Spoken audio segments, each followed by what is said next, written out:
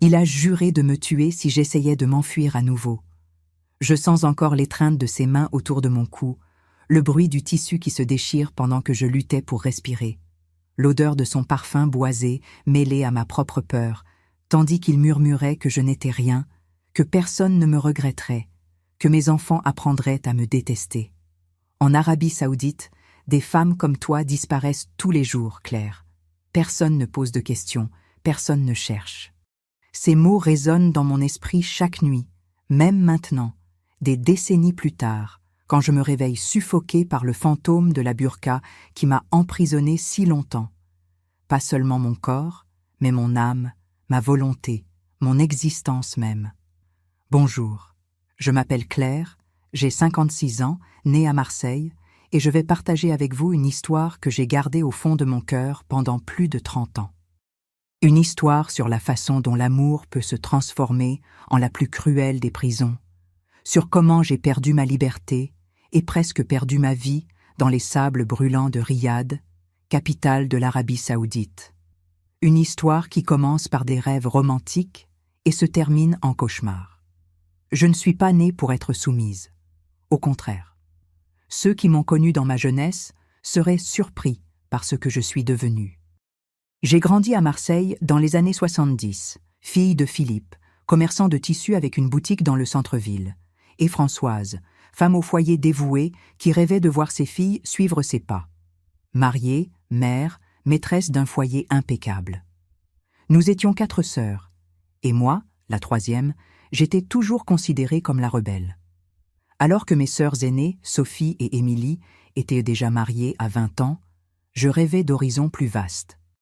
Je dévorais des livres sur des lieux lointains, des cultures exotiques. Le Moyen-Orient exerçait sur moi une fascination particulière, avec ses déserts mystérieux, ses bazars colorés, ses histoires des 1001 nuits. Cette petite a le feu dans les veines, disait ma grand-mère Mathilde, secouant la tête en désapprobation quand je refusais un énième prétendant présenté par ma mère après la messe du dimanche. En 1987, à 18 ans, contre la volonté de mon père, je me suis inscrite au concours d'entrée en lettres à l'université d'Aix-Marseille. Une femme trop instruite fait fuir les maris, m'avertissait ma mère, pendant que j'étudiais tard dans la nuit. Quand j'ai été admise, la maison s'est divisée. Mon père, malgré ses réserves initiales, a ressenti de la fierté en voyant mon nom dans la liste des admis dans la Provence. Ma mère pleurait en cachette, craignant que je ne devienne une vieille fille diplômée. Mes sœurs alternaient entre jalousie et admiration. Seule ma sœur cadette, Camille, alors âgée de 14 ans, me soutenait inconditionnellement, conservant des coupures d'articles sur les pays arabes qu'elle trouvait dans des magazines, nourrissant mes rêves. L'université a ouvert mes horizons de façon que je n'aurais jamais pu imaginer. Dès le premier semestre, je me suis inscrite à un cours d'extension sur la littérature comparée où nous étudions les poètes persans et leurs influences sur la littérature occidentale. C'est là que j'ai rencontré la professeure Elisabeth, une dame aux cheveux gris et aux yeux vifs qui avait vécu au Liban pendant 2 décennies. Ses cours étaient des voyages sensoriels au Moyen-Orient. Elle décrivait les marchés d'épices, les rituels du thé, l'architecture islamique, avec une telle passion que je pouvais presque sentir les arômes, entendre les appels à la prière, toucher les mosaïques complexes. Le monde arabe est un kaléidoscope de contradictions fascinantes, Claire, me disait-elle après les cours, quand je restais pour poser des questions. Berceau de certaines des plus anciennes civilisations, mais aussi théâtre de certaines des traditions les plus rigides concernant les femmes. Ces paroles auraient dû être un avertissement, un présage de ce qui allait suivre. Mais moi, dans mon romantisme juvénile, je croyais que je pourrais naviguer à travers ces contradictions, que l'amour et le respect mutuel pourraient surmonter les barrières culturelles. Quelle idiote j'étais! En 1988, en 2e année d'université, j'ai été sélectionnée pour un programme d'échange culturel à Paris où je participerai à un cours intensif sur la traduction littéraire. Je me souviens de la sensation de liberté en embarquant seule dans le TGV, des papillons dans l'estomac à l'idée que, pour la première fois, je serais vraiment livrée à moi-même, loin du regard vigilant de ma famille. Paris m'a accueillie avec son immensité grisâtre, si différente des couleurs et de la chaleur de Marseille, mais tout aussi fascinante dans sa diversité culturelle. Le cours avait lieu à la Sorbonne, et les participants venèrent de divers pays. Il y avait des Colombiens, des Argentins, des Britanniques, des Canadiens, et, à ma surprise et mon enchantement, 3 étudiants du Moyen-Orient, une Libanaise, un Égyptien et un Saoudien. Farid al-Moutahiri. Son nom produit encore en moi un tourbillon d'émotions contradictoires, le premier frisson de passion quand nos regards se sont croisés à la bibliothèque, la sécurité que ses bras me procuraient, la terreur glacée de ses menaces des années plus tard, le vide dévastateur de sa trahison. Grand, aux épaules larges, à la peau couleur olive et aux yeux noirs profonds comme des puits de pétrole, Farid étudiait l'ingénierie pétrolière dans un programme de coopération internationale.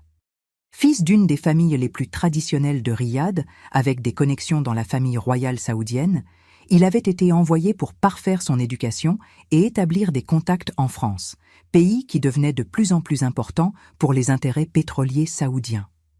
Il parlait un anglais britannique impeccable et apprenait le français avec une fluidité impressionnante. Notre première conversation a eu lieu pendant une présentation sur la littérature arabe classique. J'ai posé une question sur l'influence des poètes soufis sur la littérature contemporaine. Et Farid, assis quelques chaises à ma droite, m'a regardé avec surprise et admiration. Il n'est pas courant de rencontrer des Occidentaux qui connaissent Rumi au-delà des citations inspirantes sur les réseaux sociaux, a-t-il commenté pendant la pause, s'approchant avec un sourire qui illuminait tout son visage. Ce qui a commencé comme une conversation intellectuelle sur la poésie s'est rapidement transformé en quelque chose de plus profond. Nous avons commencé à nous retrouver à la bibliothèque, puis dans des cafés près du campus, plus tard lors de promenades au Jardin du Luxembourg. Farid était différent de tous les hommes que j'avais connus. Cultivé, sophistiqué, avec des expériences de vie qui faisaient reparaître mon monde à Marseille, minuscule et provincial. Il parlait de politique internationale, d'art, de philosophie avec la même facilité qu'il discutait d'ingénierie ou d'économie. Plus fascinante encore était la façon dont Farid parlait de son pays. Loin des stéréotypes de fanatisme religieux et d'oppression que j'associais vaguement à l'Arabie saoudite, il peignait le tableau d'une nation en transformation, s'équilibrant entre tradition et modernité. Bien sûr, nous avons des défis concernant les droits des femmes, admettait-il quand je posais directement la question. Mais les choses changent progressivement. Ma sœur cadette, par exemple, étudie la médecine. Ma mère gère une partie des affaires de la famille. Ne crois pas tout ce que les médias occidentaux montrent. Avec le recul, je me rends compte à quel point il évitait habilement de mentionner les restrictions réelles que les femmes affrontaient. L'interdiction de conduire, la nécessité d'une permission masculine pour voyager, travailler ou étudier, le code vestimentaire rigoureux. Quand j'exprimais des inquiétudes basées sur des reportages que j'avais lus, il les rejetait comme des exagérations médiatiques ou des exemples isolés de familles ultra-conservatrices.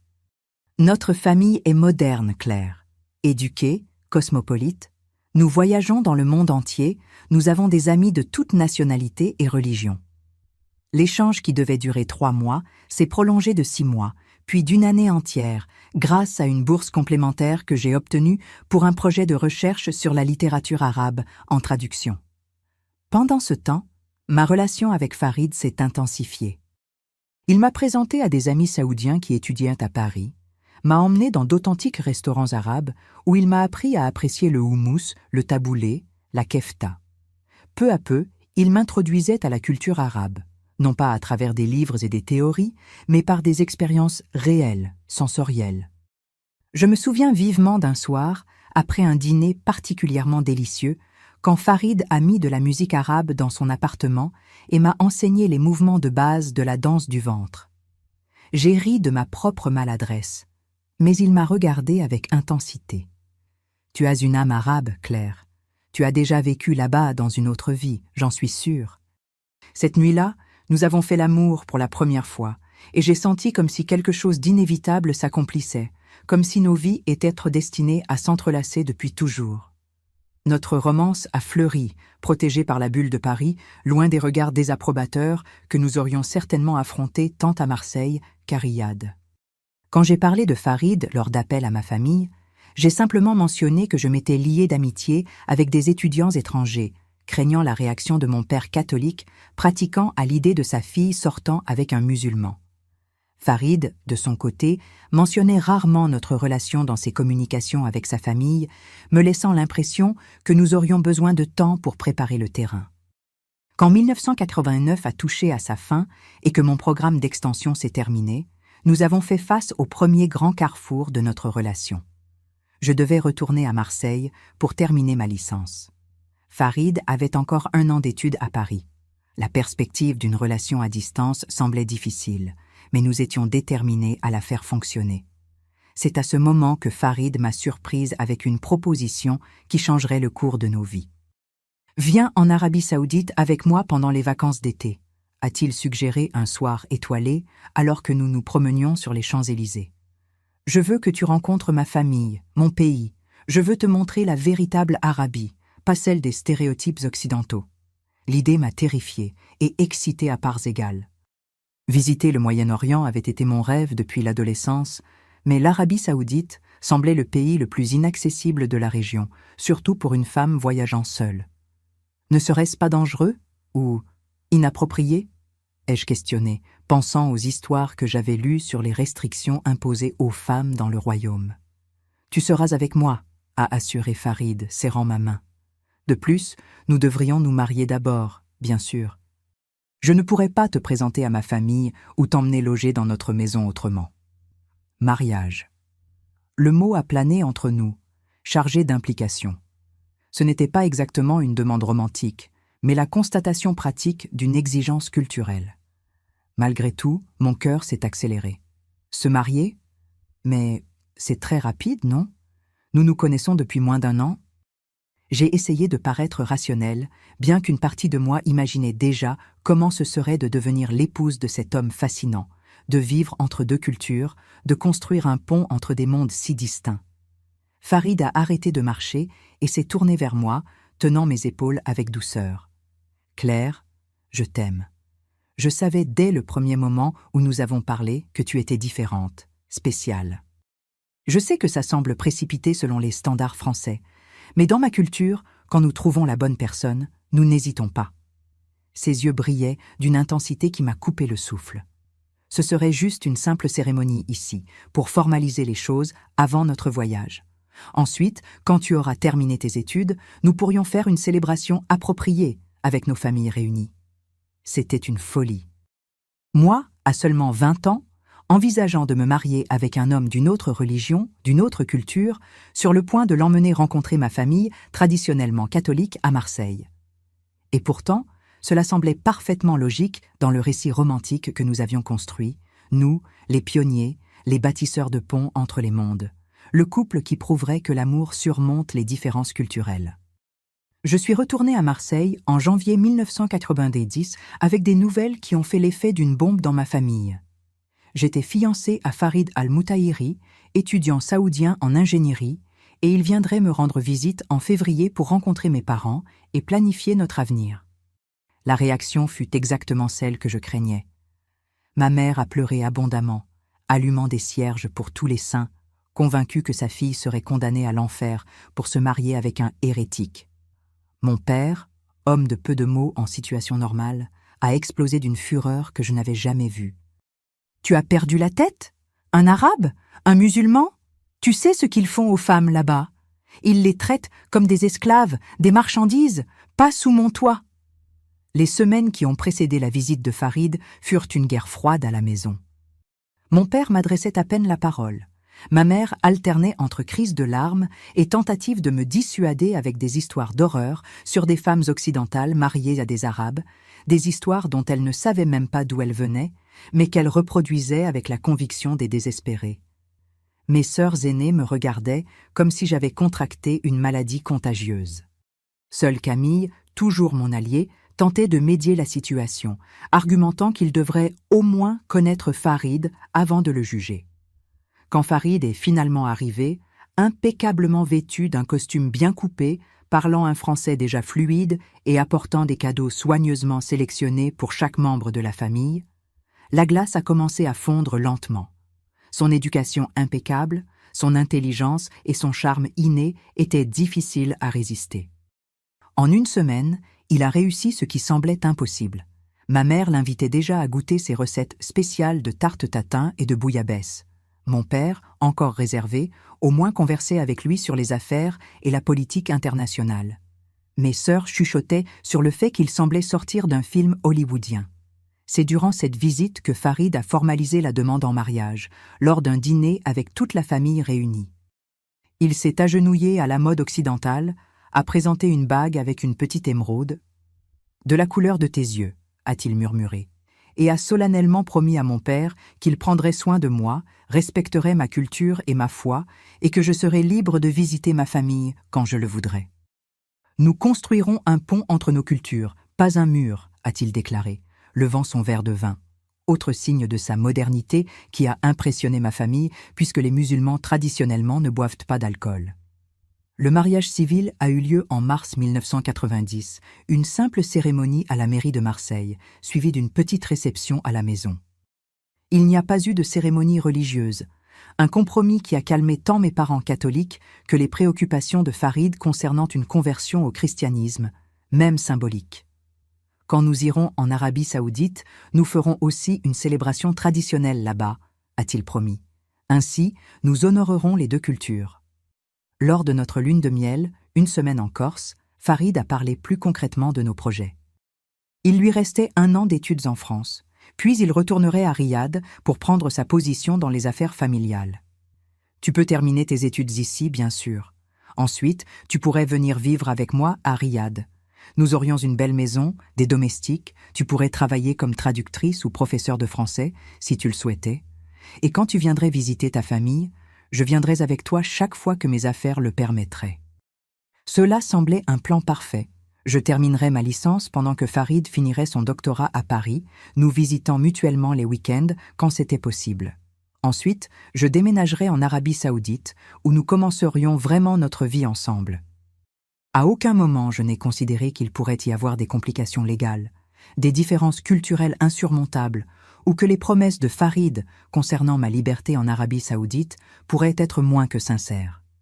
Les mois qui ont suivi furent d'adaptation à la vie conjugale alors que je vivais encore chez mes parents et fréquentais l'université.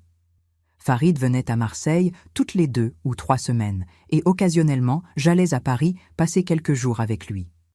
C'est durant l'une de ces visites, en août 1990, que Farid a mentionné pour la première fois la possibilité que je connaisse l'Arabie Saoudite plus tôt que prévu.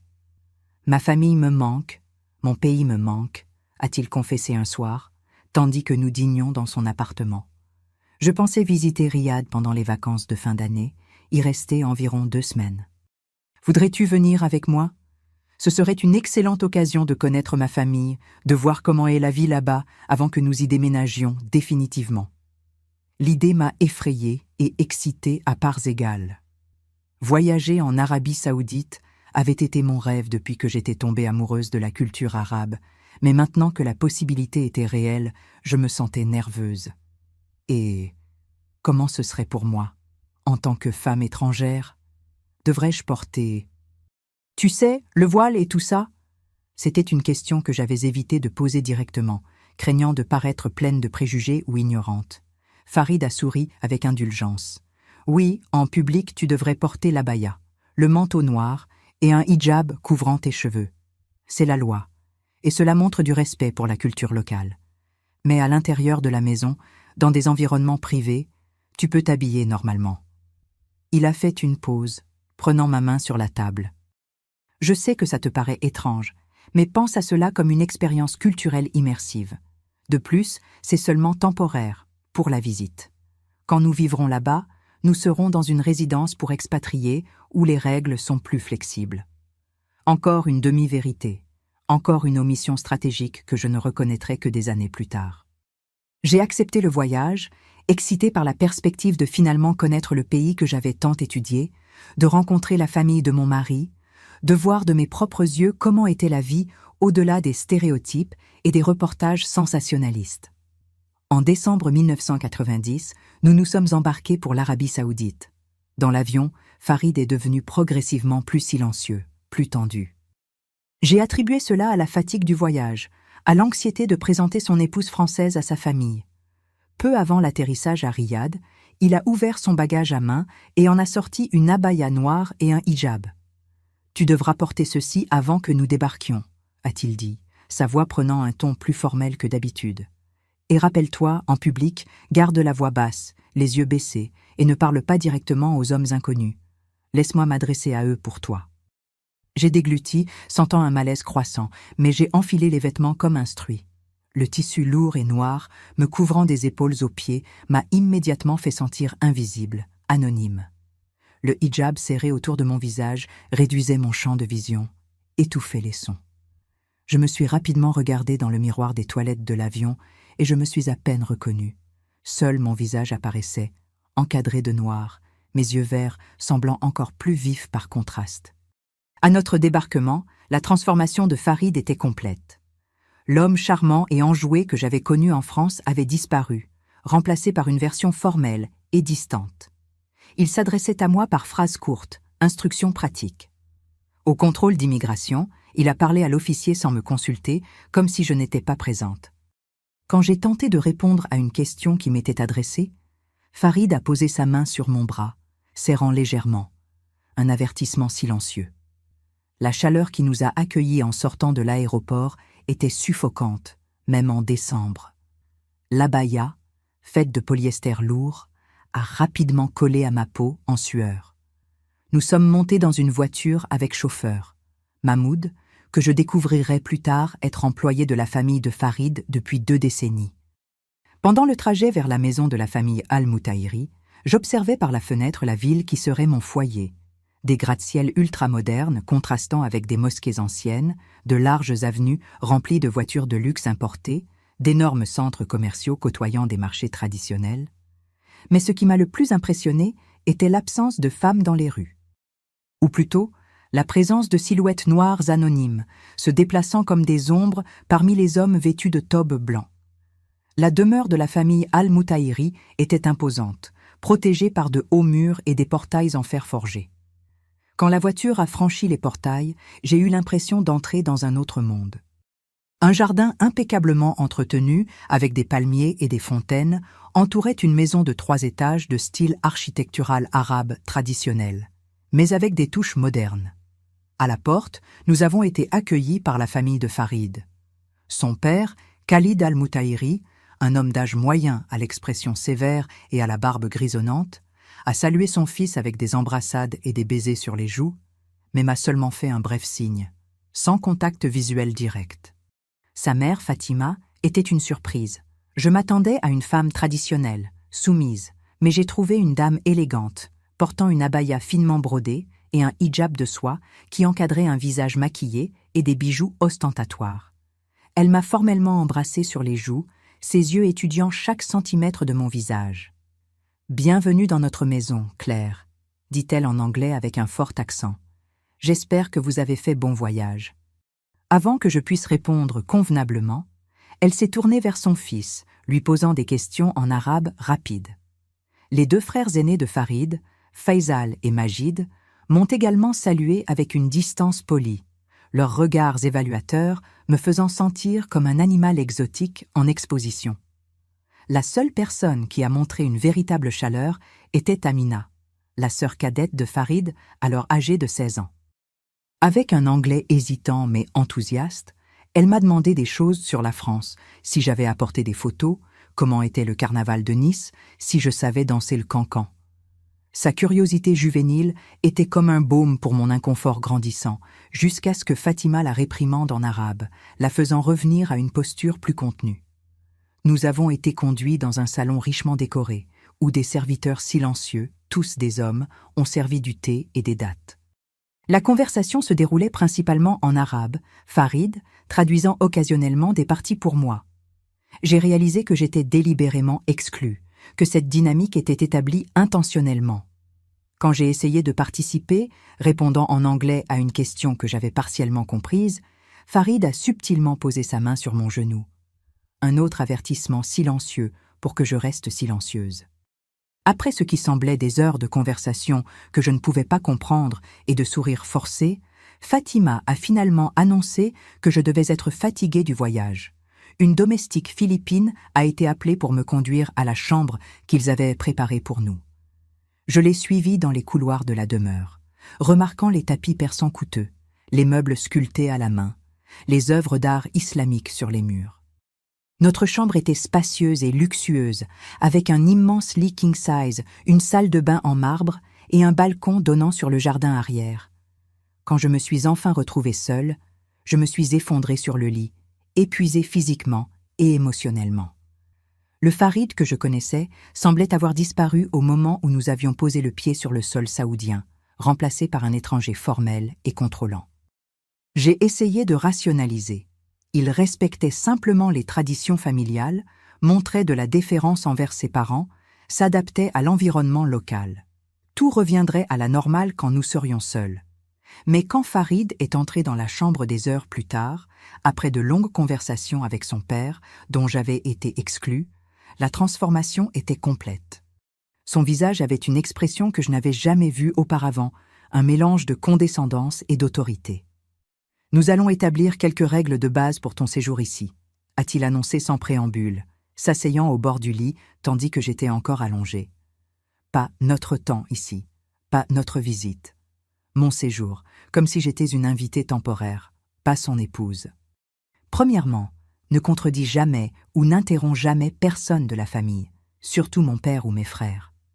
Deuxièmement, ne parle pas à moins que quelqu'un ne s'adresse directement à toi. Troisièmement, garde ton regard baissé en présence d'hommes qui ne sont pas de la famille. Quatrièmement, ne va nulle part sans ma permission explicite ou sans Mahmoud comme accompagnateur.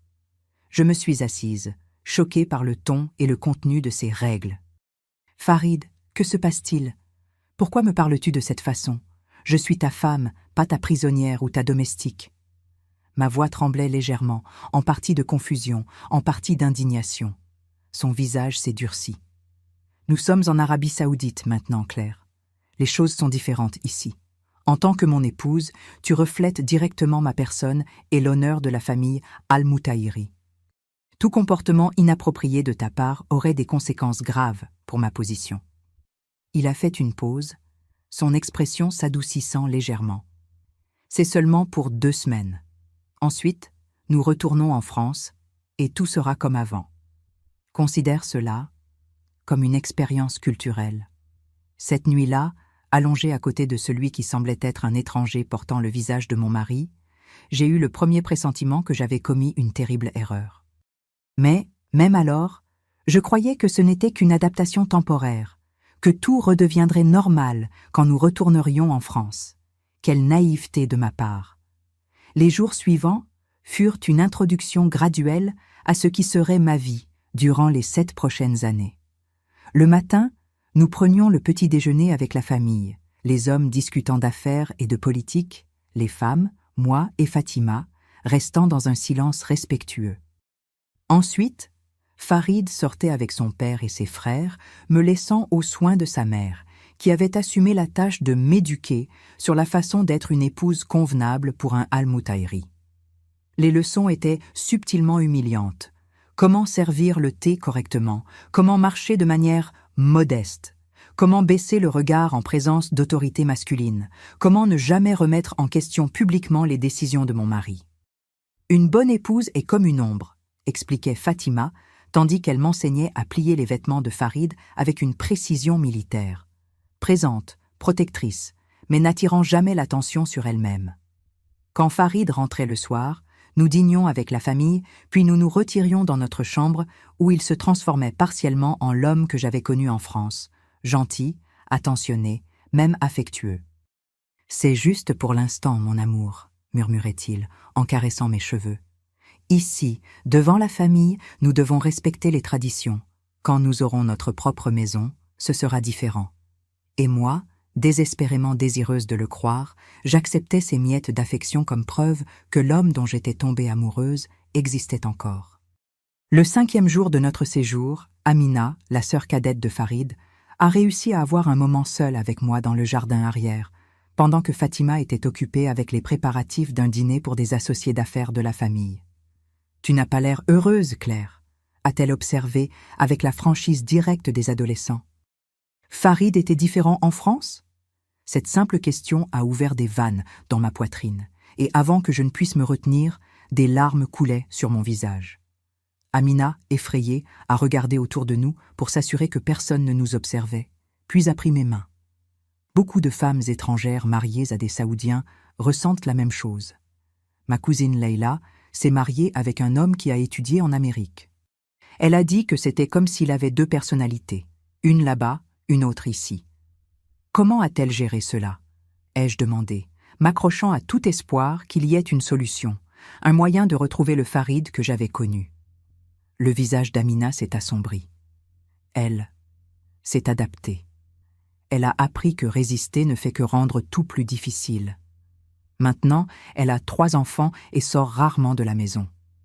Ses yeux, si semblables à ceux de Farid, étaient pleins de compassion. Si tu aimes vraiment mon frère, il est peut-être plus facile d'accepter nos traditions que de lutter contre elles. Notre conversation a été interrompue par l'arrivée brusque de Fatima, dont le regard sévère a fait qu'Amina a murmuré une excuse et a rapidement disparu dans la maison. « Ne remplis pas la tête de ma fille avec des idées occidentales », m'a-t-elle averti dans un anglais tranchant. Et sèche ses larmes. Les invités arriveront bientôt, et l'épouse de Farid doit être présentable. Le dîner de ce soir-là fut ma première expérience avec la ségrégation de genre lors d'événements sociaux. Les femmes, épouses et filles des associés de Khalid se sont réunies dans une pièce séparée, tandis que les hommes discutèrent d'affaires dans le salon principal. Moi, pas encore fluide en arabe, je suis resté dans un silence gêné pendant que les femmes conversaient avec animation autour de moi, me lançant occasionnellement des regards curieux ou me posant des questions basiques sur la France dans un anglais hésitant. La plupart semblaient vraiment intéressés par moi comme une curiosité exotique, la Française qui avait capturé Farid al-Moutaïri. L'une d'elles, plus jeune et éduquée à Londres, s'est approchée avec un sourire chaleureux. « Bienvenue dans notre petit club d'épouses, dit-elle dans un anglais parfait. Je suis Nadia. Mon mari travaille avec ton beau-père depuis des années. Comment t'adaptes-tu à notre dynamique sociale particulière ?» Il y avait une note d'ironie dans sa voix qui m'a fait sentir que j'avais peut-être trouvé une alliée.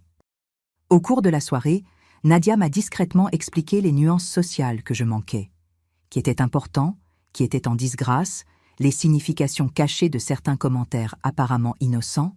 « Nous survivons grâce à l'information », a-t-elle chuchoté en me servant plus de thé. « La connaissance est le pouvoir, surtout quand d'autres types de pouvoirs nous sont refusés. » Avant de partir, Nadia a discrètement glissé un petit papier dans ma main. Mon numéro. « Si tu as besoin de parler, appelle. » Ce simple geste de solidarité était comme une bouée de sauvetage lancée à une naufragée. Au fur et à mesure que les jours passaient, j'ai remarqué des changements subtils dans les plans que Farid discutait. Ce qui avait commencé comme « notre voyage de 2 semaines » est devenu « nous resterons jusqu'à la fin janvier ». Puis « peut-être vaut-il mieux passer le semestre ici », puisqu'il m'offre une position si intéressante dans l'entreprise. Chaque prolongation était présentée comme une décision déjà prise, non comme quelque chose à discuter ensemble. Quand j'ai finalement protesté, lui rappelant que j'avais des cours à reprendre en mars, le masque de gentillesse de Farid est complètement tombé. « Tu es ma femme. Ta place est à mes côtés, là où je décide que nous devons être. » Sa voix était glaciale, ses yeux durs comme l'onyx. « J'ai déjà envoyé un email à ton université expliquant que tu ne reviendras pas ce semestre. » J'ai été paralysée de choc. « Tu as fait quoi ? Comment as-tu pu prendre une décision si importante concernant ma vie, mes études, sans même me consulter ? » J'ai pris la décision qui est la meilleure pour notre famille. Son ton n'admettait aucune discussion. De plus, tu n'as pas besoin de ce diplôme. Ici, tu auras une vie confortable, des domestiques, tout ce qu'une femme pourrait désirer. Il a fait une pause, étudiant mon visage horrifié. À moins, bien sûr, que tu ne veuilles pas être aux côtés de ton mari, que tu préfères tes livres et tes théories académiques à ta famille. C'était un piège rhétorique parfait, un faux dilemme qui me plaçait en position de vilaine, quelle que soit ma réponse. J'ai ravalé la protestation, les larmes, l'indignation. « Bien sûr que je veux être avec toi », ai-je murmuré, détestant la soumission dans ma propre voix, détestant la facilité avec laquelle j'ai cédé pour éviter le conflit. Le sourire de Farid était de satisfaction, pas d'affection. Parfait. J'ai déjà pris des dispositions pour que ton visa touristique soit converti en visa de résidence permanente en tant que mon épouse. Et nous avons loué un appartement dans le complexe Al-Hamra. C'est là que vivent beaucoup d'expatriés. Tu pourras rencontrer d'autres épouses étrangères. Tu ne seras pas seule. Le ton conciliant, la promesse d'une certaine liberté sociale, le petit réconfort de pouvoir côtoyer d'autres femmes dans une situation similaire à la mienne, tout semblait calculé pour amollir ma résistance. Et ça a marché, en partie parce que je voulais désespérément croire que Farid se souciait encore de mes sentiments, de mon bonheur. En février 1991, nous avons emménagé dans notre propre appartement au complexe Al-Hamra, une résidence de luxe en périphérie de Riyad, habitée principalement par des familles saoudiennes riches et des étrangers travaillant dans le pétrole ou en conseil pour le gouvernement. L'appartement était spacieux et élégamment meublé, 3 chambres, une cuisine équipée d'électroménagers américains dernier cri, un vaste salon avec des canapés en cuir italien et des tapis persans. Il semblait sortir d'un magazine de décoration, mais n'avait pas de personnalité, ne contenait rien de moi. Quand j'ai commenté cela, Farid a haussé les épaules. « Tu peux redécorer comme tu veux, dans les limites du raisonnable, bien sûr. » Ce « dans les limites du raisonnable » se révélerait être une restriction élastique qui s'expandait et se contractait selon l'humeur de Farid, selon l'impression qu'il voulait donner à ceux qui visitaient notre maison. Les premiers mois dans notre appartement ont apporté une fausse sensation de normalité, d'indépendance. Farid partait tôt travailler dans les bureaux de l'entreprise familiale et revenait tard, me laissant de longues heures à remplir. Au départ, j'ai essayé d'établir une routine productive. J'étudiais l'arabe avec les livres que j'avais apportés de France, je regardais des documentaires à la télévision par satellite, j'écrivais de longs emails à ma famille, soigneusement édités pour omettre mes inquiétudes croissantes. Occasionnellement, Mahmoud m'emmenait au complexe commercial proche où je pouvais faire des achats de base toujours sous sa surveillance discrète mais constante. C'est lors d'une de ces sorties que j'ai rencontré d'autres épouses étrangères, une Canadienne, 2 Britanniques, une Philippine et une Russe. Nous avons formé un petit cercle de soutien mutuel, nous retrouvant pour des cafés dans l'espace commun du complexe ou dans nos maisons quand nos maris étaient au travail. Lisa, la Canadienne mariée depuis 5 ans à un cadre pétrolier saoudien, est devenue ma confidente la plus proche. Plus âgée et plus expérimentée dans la vie d'épouse étrangère à Riyad, elle m'offrait des conseils pratiques sur la façon de naviguer dans les complexités culturelles et légales de ma nouvelle vie. La clé est de trouver de petites libertés à l'intérieur des restrictions, expliquait-elle, tandis que nous marchions dans le jardin intérieur du complexe, le seul endroit où nous pouvions marcher sans abaya. Négocie ce qui est vraiment important pour toi et cède sur le reste. Cela semblait être un conseil raisonnable, une stratégie de survie. J'ai commencé à la mettre en œuvre, négociant de petites concessions avec Farid, permission d'avoir des cours d'arabe avec un professeur particulier, une femme bien sûr, autorisation d'utiliser Internet sans supervision constante, permission d'inviter mes nouvelles amies pour des thés chez nous. Chaque petite victoire semblait significative. Chaque concession de Farid était reçue avec une gratitude disproportionnée. Un schéma classique d'abus que je ne reconnaîtrais que des années plus tard, où l'oppresseur est loué pour avoir momentanément relâché les chaînes. La dynamique de notre mariage s'était complètement transformée. En France, nous étions partenaires, égaux, qui discutaient des décisions ensemble. En Arabie saoudite, j'étais effectivement la propriété de Farid, sujette à ses décisions, son humeur, ses permissions. Toute tentative de remettre en question ce nouvel ordre était accueillie par une froide désapprobation ou, occasionnellement, des explosions de colère qui me laissaient tremblante. La première fois que Farid a levé la main sur moi, c'était en mai 1991, 3 mois après notre emménagement dans l'appartement. J'avais invité Lisa et Nadia pour un thé sans prévenir Farid à l'avance. Quand il est arrivé inopinément plus tôt et a trouvé nos visites, il a maintenu une façade d'hospitalité jusqu'à leur départ. Puis, son visage s'est transformé en un masque de fureur. Qui t'a donné la permission d'amener des gens dans ma maison sans mon accord? Sa voix était contrôlée, basse, plus effrayante que s'il avait crié. Je ne savais pas que j'avais besoin de permission pour avoir des amis à la maison, ai-je répondu, essayant de garder ma propre voix calme, raisonnable. Tu as toujours dit que je pouvais inviter des gens. Des gens que j'aurais approuvés. Cette Nadia, elle a la réputation d'être trop libérale, de mettre des idées occidentales dans la tête de femmes impressionnables. Elle est juste gentille, Farid. Elle m'a aidé à comprendre les coutumes d'ici, à m'adapter. À t'adapter? C'est ce que tu appelles s'adapter? Cacher des choses à ton mari? Désobéir aux règles de base du respect? Son visage était à quelques centimètres du mien maintenant, les yeux étincelants de colère. Quand j'ai fait un pas en arrière, il a saisi mon poignet avec assez de force pour laisser des marques. « Farid, tu me fais mal. » La gifle est venue rapidement, inattendue, laissant ma joue brûlante et mes oreilles bourdonnantes. Je suis tombée assise sur le canapé, trop choquée pour pleurer, pour réagir. Jamais, de toute ma vie, quelqu'un ne m'avait agressée physiquement. La douleur physique était intense, mais l'impact émotionnel, la trahison, l'humiliation étaient infiniment pires. Farid est resté debout au-dessus de moi, sa respiration lourde, comme s'il était lui-même surpris de ce qu'il avait fait. Puis, lentement, la colère sur son visage a cédé la place à quelque chose de plus complexe. Pas exactement du remords, mais une sorte de calcul pragmatique. « Regarde ce que tu m'as fait faire », a-t-il murmuré, sa voix maintenant douce, presque triste. « Je n'ai jamais voulu te blesser, Claire, mais tu dois comprendre qu'il y a des règles ici. Des règles qui existent pour protéger notre famille, notre réputation. » Il s'est agenouillé devant moi, prenant mes mains tremblantes dans les siennes. « Je promets que cela n'arrivera plus jamais. Si tu suis simplement les règles, c'est si simple. » Cette soirée a marqué une nouvelle phase dans notre relation. L'introduction de la violence physique comme outil de contrôle, suivie par ce que j'apprendrai plus tard à reconnaître comme une manipulation classique. Le renversement de la culpabilité. « Regarde ce que tu m'as fait faire. » La fausse contrition, la promesse conditionnelle. « Cela n'arrivera pas si tu obéis. » Dans les semaines qui ont suivi, Farid s'est montré exceptionnellement gentil, apportant des cadeaux, m'emmenant dîner dans des restaurants exclusifs, organisant même une excursion de week-end à la mer Rouge. C'était comme s'il compensait l'abus, ou peut-être renforçait la leçon. Un bon comportement est récompensé, la résistance est punie.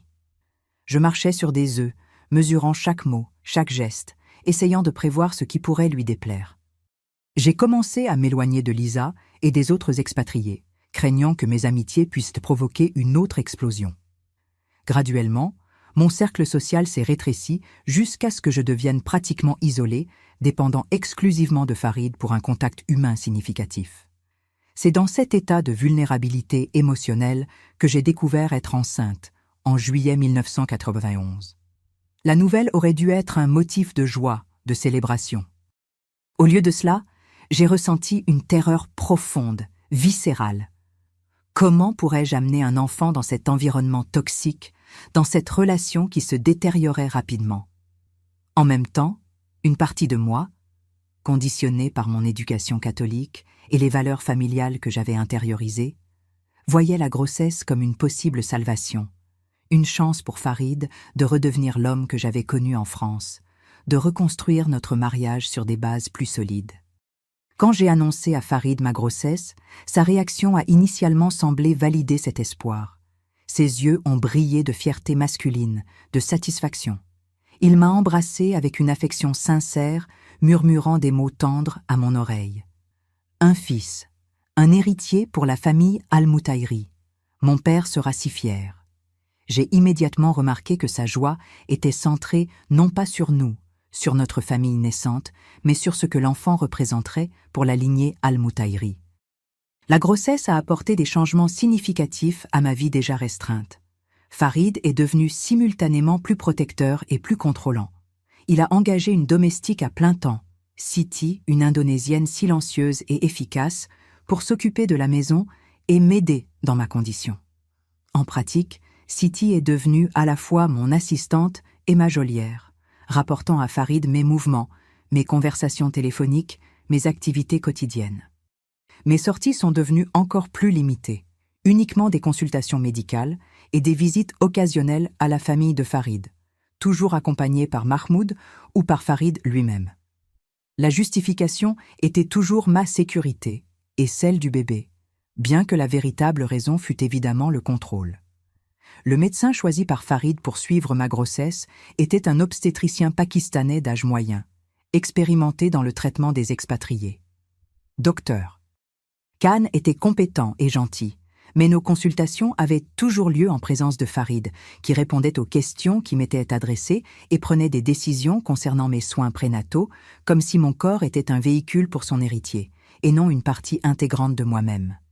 Lors d'une consultation au 5e mois, Dr Khan a demandé si nous voulions connaître le sexe du bébé.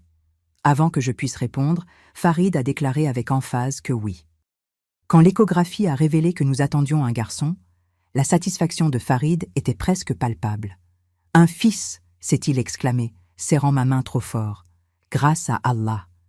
Sur le chemin du retour, Farid a parlé sans cesse des projets pour le garçon, où il étudierait, comment il serait formé pour éventuellement prendre sa position dans les affaires familiales, comment il serait un véritable al-Mutahiri. Il n'y avait pas de place dans sa vision pour mes espoirs, pour la possibilité que notre fils développe ses propres inclinations ou talents. Et s'il veut être artiste, ou médecin, ou professeur ? Ai-je demandé doucement, essayant d'introduire l'idée que notre fils serait un individu, pas seulement un pion dans la dynastie al-Mutahiri. Farid a ri, comme si j'avais raconté une blague naïve. C'est un al-Mutahiri. Nos hommes sont des leaders, des entrepreneurs, des piliers de la communauté. Ne t'inquiète pas de ces choses, Claire. Tu dois te concentrer sur la mise au monde d'un garçon en bonne santé. Le reste est la responsabilité du père. La grossesse avançait, et avec elle grandissait ma sensation d'isolement et d'impuissance. J'envoyais des emails de plus en plus rares à ma famille en France, peignant un tableau artificiellement positif de ma vie à Riyad. Je ne voulais pas les inquiéter, et une partie de moi ressentait une profonde honte à admettre que mon mariage était devenu une prison, que l'homme que j'avais choisi comme mari s'était révélé être un abuseur. En décembre 1991, au début du 8e mois de grossesse, j'ai reçu la nouvelle que ma grand-mère maternelle était décédée. Désespérée d'assister aux funérailles, de renouer avec ma famille, j'ai supplié Farid de me laisser voyager en France. « Juste 2 semaines », ai-je imploré. J'ai besoin de lui dire au revoir, d'être avec ma mère dans ce moment difficile. Farid a été implacable. Voyager au 8e mois ? C'est absurde, dangereux. Aucune compagnie aérienne ne le permettrait. Quand j'ai argumenté que je pourrais obtenir une autorisation médicale, que beaucoup de femmes voyagent à des stades avancés de la grossesse, il a simplement rejeté mes paroles. « Tu n'iras pas, c'est décidé. Ta place est ici, à te préparer pour la naissance de notre fils. » Ce refus cruel d'un moment si important a été la goutte d'eau. Pour la première fois depuis le début de notre mariage, j'ai affronté Farid directement, sans peur des conséquences. « Tu ne peux pas m'empêcher de voir ma famille, je ne suis pas ta prisonnière. » Sa réaction a été rapide et brutale. Il a saisi mes épaules, me poussant contre le mur avec assez de force pour me couper le souffle. « Tu es exactement ce que je dis que tu es, ma femme, la mère de mon fils. Et tu te comporteras comme telle. » Ses doigts serraient si fort qu'ils laisseraient des marques violettes. « Ton passeport est gardé, en lieu sûr. Ton visa est lié à mon statut. Tu n'as pas d'argent propre. Tu n'as nulle part où aller. Tu n'as personne d'autre que moi, compris ? » À ce moment, la réalité de ma situation m'a frappée avec une clarté cristalline. J'étais, effectivement, prisonnière. Pas seulement par la géographie ou les lois saoudiennes, mais par un système soigneusement construit de dépendance. Financière, légale, émotionnelle. C'était comme si Farid avait méticuleusement planifié chaque aspect de ma perte de pouvoir, construisant ma prison brique par brique. Le choc de cette prise de conscience était si profond que j'ai commencé un travail prématuré cette même nuit. Les contractions ont commencé douces, distantes, s'intensifiant rapidement jusqu'à ce que je sois courbé de douleur, suppliant Farid d'appeler une ambulance. Sa colère avait été remplacée par la panique. Pas pour ma santé, je l'ai réalisé plus tard, mais pour le bien-être de son héritier. La naissance d'Ahmed a été traumatisante dans tous les sens. 36 heures de travail, compliquée par ma tension artérielle élevée et le stress émotionnel extrême. Dans la salle d'accouchement, médecins et infirmières parlaient de moi, pas avec moi. Les décisions concernant l'anesthésie, les procédures, les interventions étaient prises sans mon consentement. Farid signant des formulaires et donnant des permissions comme si mon corps était sa propriété. Quand j'ai finalement tenu Ahmed dans mes bras, un bébé petit mais en bonne santé, avec la peau couleur olive de son père et mes yeux verts, j'ai éprouvé un amour si intense, si viscéral, qu'il m'a laissée stupéfaite. C'était comme si une partie de mon âme était maintenant hors de mon corps, vulnérable au monde. Avec cet amour est venu un instinct féroce de protection et la terrible compréhension que je n'avais pas le pouvoir de me protéger moi-même, encore moins l'enfant dans mes bras. Les premiers mois de la maternité sont passés dans un flou d'épuisement et d'isolement. Farid a engagé une nounou pour aider, Yani, une Philippine expérimentée, qui a effectivement pris le contrôle des soins d'Ahmed, me laissant seulement l'allaitement. Quand j'ai protesté, voulant être plus impliquée dans les soins quotidiens de mon fils, Farid a été inflexible. Yani est une professionnelle formée. Tu es une mère novice. Ahmed mérite les meilleurs soins. Le message implicite était clair. On ne pouvait même pas me faire confiance pour prendre soin de mon propre fils. Cette érosion systématique de ma confiance, de mon sens de la compétence, était un outil de plus dans l'arsenal de contrôle de Farid. Au fur et à mesure qu'Ahmed grandissait, devenant un bébé robuste et souriant, mon lien avec lui s'approfondissait, malgré les barrières imposées par Farid. Dans les moments où nous étions seuls, de plus en plus rares, je lui chantais en français, lui murmurais des histoires sur la France, sur la famille qu'il ne connaissait pas, sur la culture qui était la moitié de son héritage. Farid, percevant ma tentative de transmettre mon identité culturelle à Ahmed, est intervenu avec vigueur. « Il est un Al-Moutaïri, un Saoudien », a-t-il déclaré quand il m'a surprise en train de chanter une berceuse française. Ne confonds pas l'enfant avec des choses étrangères. Du jour au lendemain, il m'a été interdit de parler français avec mon fils, de lui parler de ma famille, de mes origines. Même les photos de France que je gardais dans un album ont mystérieusement disparu. Cette négation de mon identité, cette tentative d'effacer ma culture et mes origines de la vie de mon propre fils, a été l'une des formes les plus insidieuses de cruauté que Farid m'ait infligée. C'était comme s'il essayait d'extirper toute trace de francité, non seulement d'Ahmed, mais de moi-même. En 1993, quand Ahmed avait un peu plus d'1 an, j'ai découvert que j'étais à nouveau enceinte. La nouvelle m'a remplie de sentiments contradictoires, joie pour le nouveau bébé, mais terreur des implications, d'être encore plus prisonnière, plus vulnérable. Farid, en revanche, était simplement satisfait. « Une fille cette fois, j'espère », a-t-il commenté négligemment. Pour compléter notre famille. La grossesse de Leila a été physiquement plus facile, mais émotionnellement dévastatrice.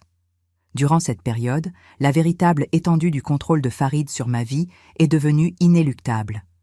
Mon monde s'était réduit aux murs de notre luxueux appartement, avec des sorties rares et toujours supervisées. Je n'avais pas d'accès direct à l'argent, ne pouvais pas faire d'appels internationaux sans permission, ne pouvais pas envoyer de correspondance qui ne passe par le crible de Farid. Internet, encore à ses débuts, était strictement surveillé. Lisa, mon amie canadienne, était partie. Son mari avait été transféré à Dubaï et elle était partie sans dire au revoir, sans laisser de contact. Je soupçonnais que son mariage avait des défis similaires aux miens, que son départ silencieux était symptomatique d'un contrôle semblable. Des autres expatriés, seule Nadia maintenait encore un contact sporadique, bien que nos interactions soient superficielles, soigneusement chorégraphiées pour ne pas éveiller la colère de Farid. En septembre 1994, Leila est née, une fille parfaite, avec des cheveux sombres et des traits qui rappelèrent les miens. Une petite consolation dans ma vie de plus en plus sombre. Pendant l'accouchement, j'ai souffert de complications graves, une hémorragie qui m'a presque coûté la vie. Dans l'urgence, les médecins discutaient de la nécessité d'une transfusion sanguine, et j'ai clairement entendu Farid et son père, qui étaient présents à l'hôpital, s'y opposer pour des raisons religieuses. Le sang non musulman est haram, interdit, a insisté Khalid, tandis que les médecins tentaient d'expliquer qu'il n'y avait pas le temps de vérifier la religion des donneurs, que ma vie était en danger.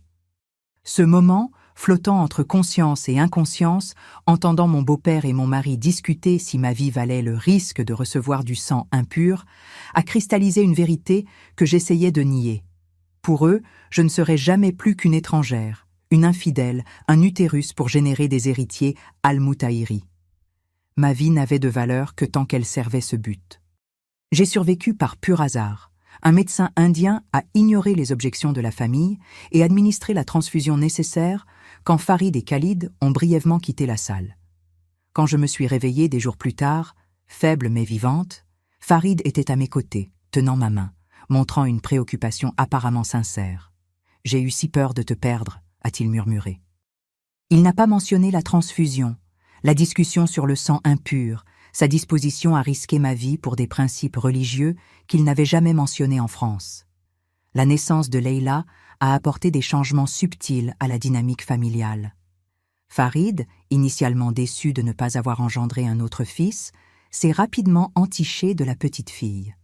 Leïla est devenue la princesse de papa, recevant une attention et une affection qu'il démontrait rarement pour Ahmed.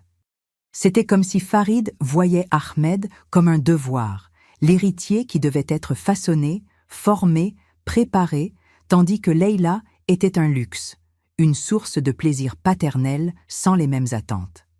Pour moi, les deux étaient également précieux, des ancres dans une vie qui avait perdu tout autre sens. Je vivais par et à travers eux, trouvant dans leur sourire, dans leur développement, dans leurs personnalités émergentes, les seules joies authentiques qui m'étaient accessibles. Au fur et à mesure que les enfants grandissaient, il devenait de plus en plus difficile de maintenir mon héritage culturel vivant pour eux. Farid avait expressément interdit que je parle français ou mentionne la France, sous menace de limiter encore plus mon accès à eux. Dans de rares moments d'intimité, je murmurais des berceuses françaises, racontais des histoires sur Marseille, montrais discrètement les quelques photos de ma famille que j'avais réussi à cacher. C'était un acte de résistance silencieuse, une tentative désespérée de garantir que mes enfants sachent qu'ils étaient à moitié français, qu'ils avaient une famille au-delà des al-Moutahiri. En 1996, quand Ahmed avait 4 ans et Leïla 2, j'ai reçu la nouvelle que mon père avait subi une crise cardiaque. Ce n'était pas grave, mais la frayeur avait renouvelé ma détermination d'établir un contact significatif avec ma famille, de permettre à mes enfants de connaître leurs grands-parents maternels. J'ai abordé Farid avec précaution, choisissant un moment où il semblait de bonne humeur, présentant l'idée comme bénéfique pour les enfants. Ce serait bien pour Ahmed et Leïla de connaître la famille en France, ai-je suggéré doucement pendant un dîner. Nous pourrions planifier un voyage l'été prochain, quand il fera moins chaud ici. Juste 2 semaines. La réaction de Farid a été immédiate et brutale. Son visage s'est tordu en un masque de fureur et il a jeté son verre contre le mur, faisant voler des éclats de cristal à travers la salle à manger. « Jamais !» a-t-il rugi. « Jamais je n'emmènerai mes enfants dans ce pays d'immoralité et de décadence.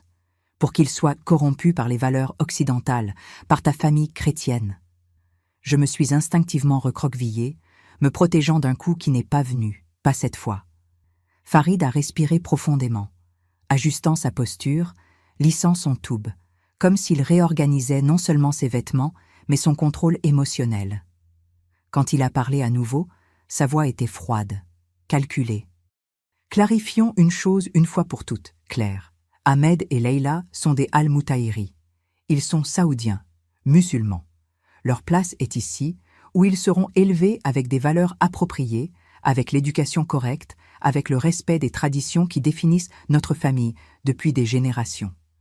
La France, ta famille, ta culture antérieure, tout cela est resté dans le passé. Il vaudrait mieux que tu acceptes cette réalité une fois pour toutes, pour le bien des enfants. Cette nuit-là, allongé seul dans notre lit, Farid avait décidé de dormir dans la chambre d'amis, encore furieux de mon insolence. J'ai affronté la réalité brutale de ma situation.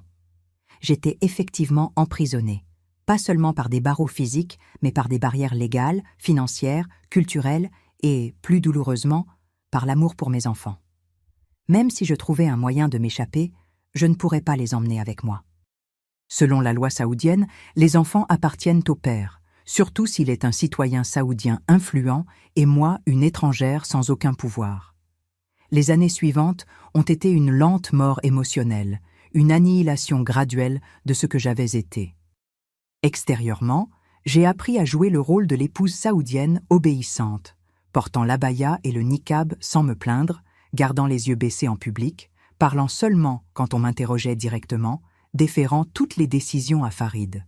Intérieurement, j'entretenais une flamme ténue de résistance, alimentée principalement par l'amour pour mes enfants et par l'espoir de plus en plus fragile qu'un jour, je trouverais une issue pour nous tous. Ahmed est entré dans une école internationale à 5 ans, où le programme combinait l'éducation saoudienne, traditionnelle, avec des éléments du système britannique. Farid a choisi l'institution non pour son mérite académique, mais pour son accent sur les valeurs islamiques et sa clientèle d'élite, enfants de diplomates, d'hommes d'affaires, de membres de la famille royale. Je participais rarement aux événements scolaires. Farid considérait inapproprié que j'interagisse avec les parents d'autres enfants sans sa présence, et ses engagements professionnels l'empêchaient souvent d'accompagner de telles activités. Quand j'ai finalement eu la permission d'assister à une présentation d'Ahmed à l'école, c'était sous des conditions strictes.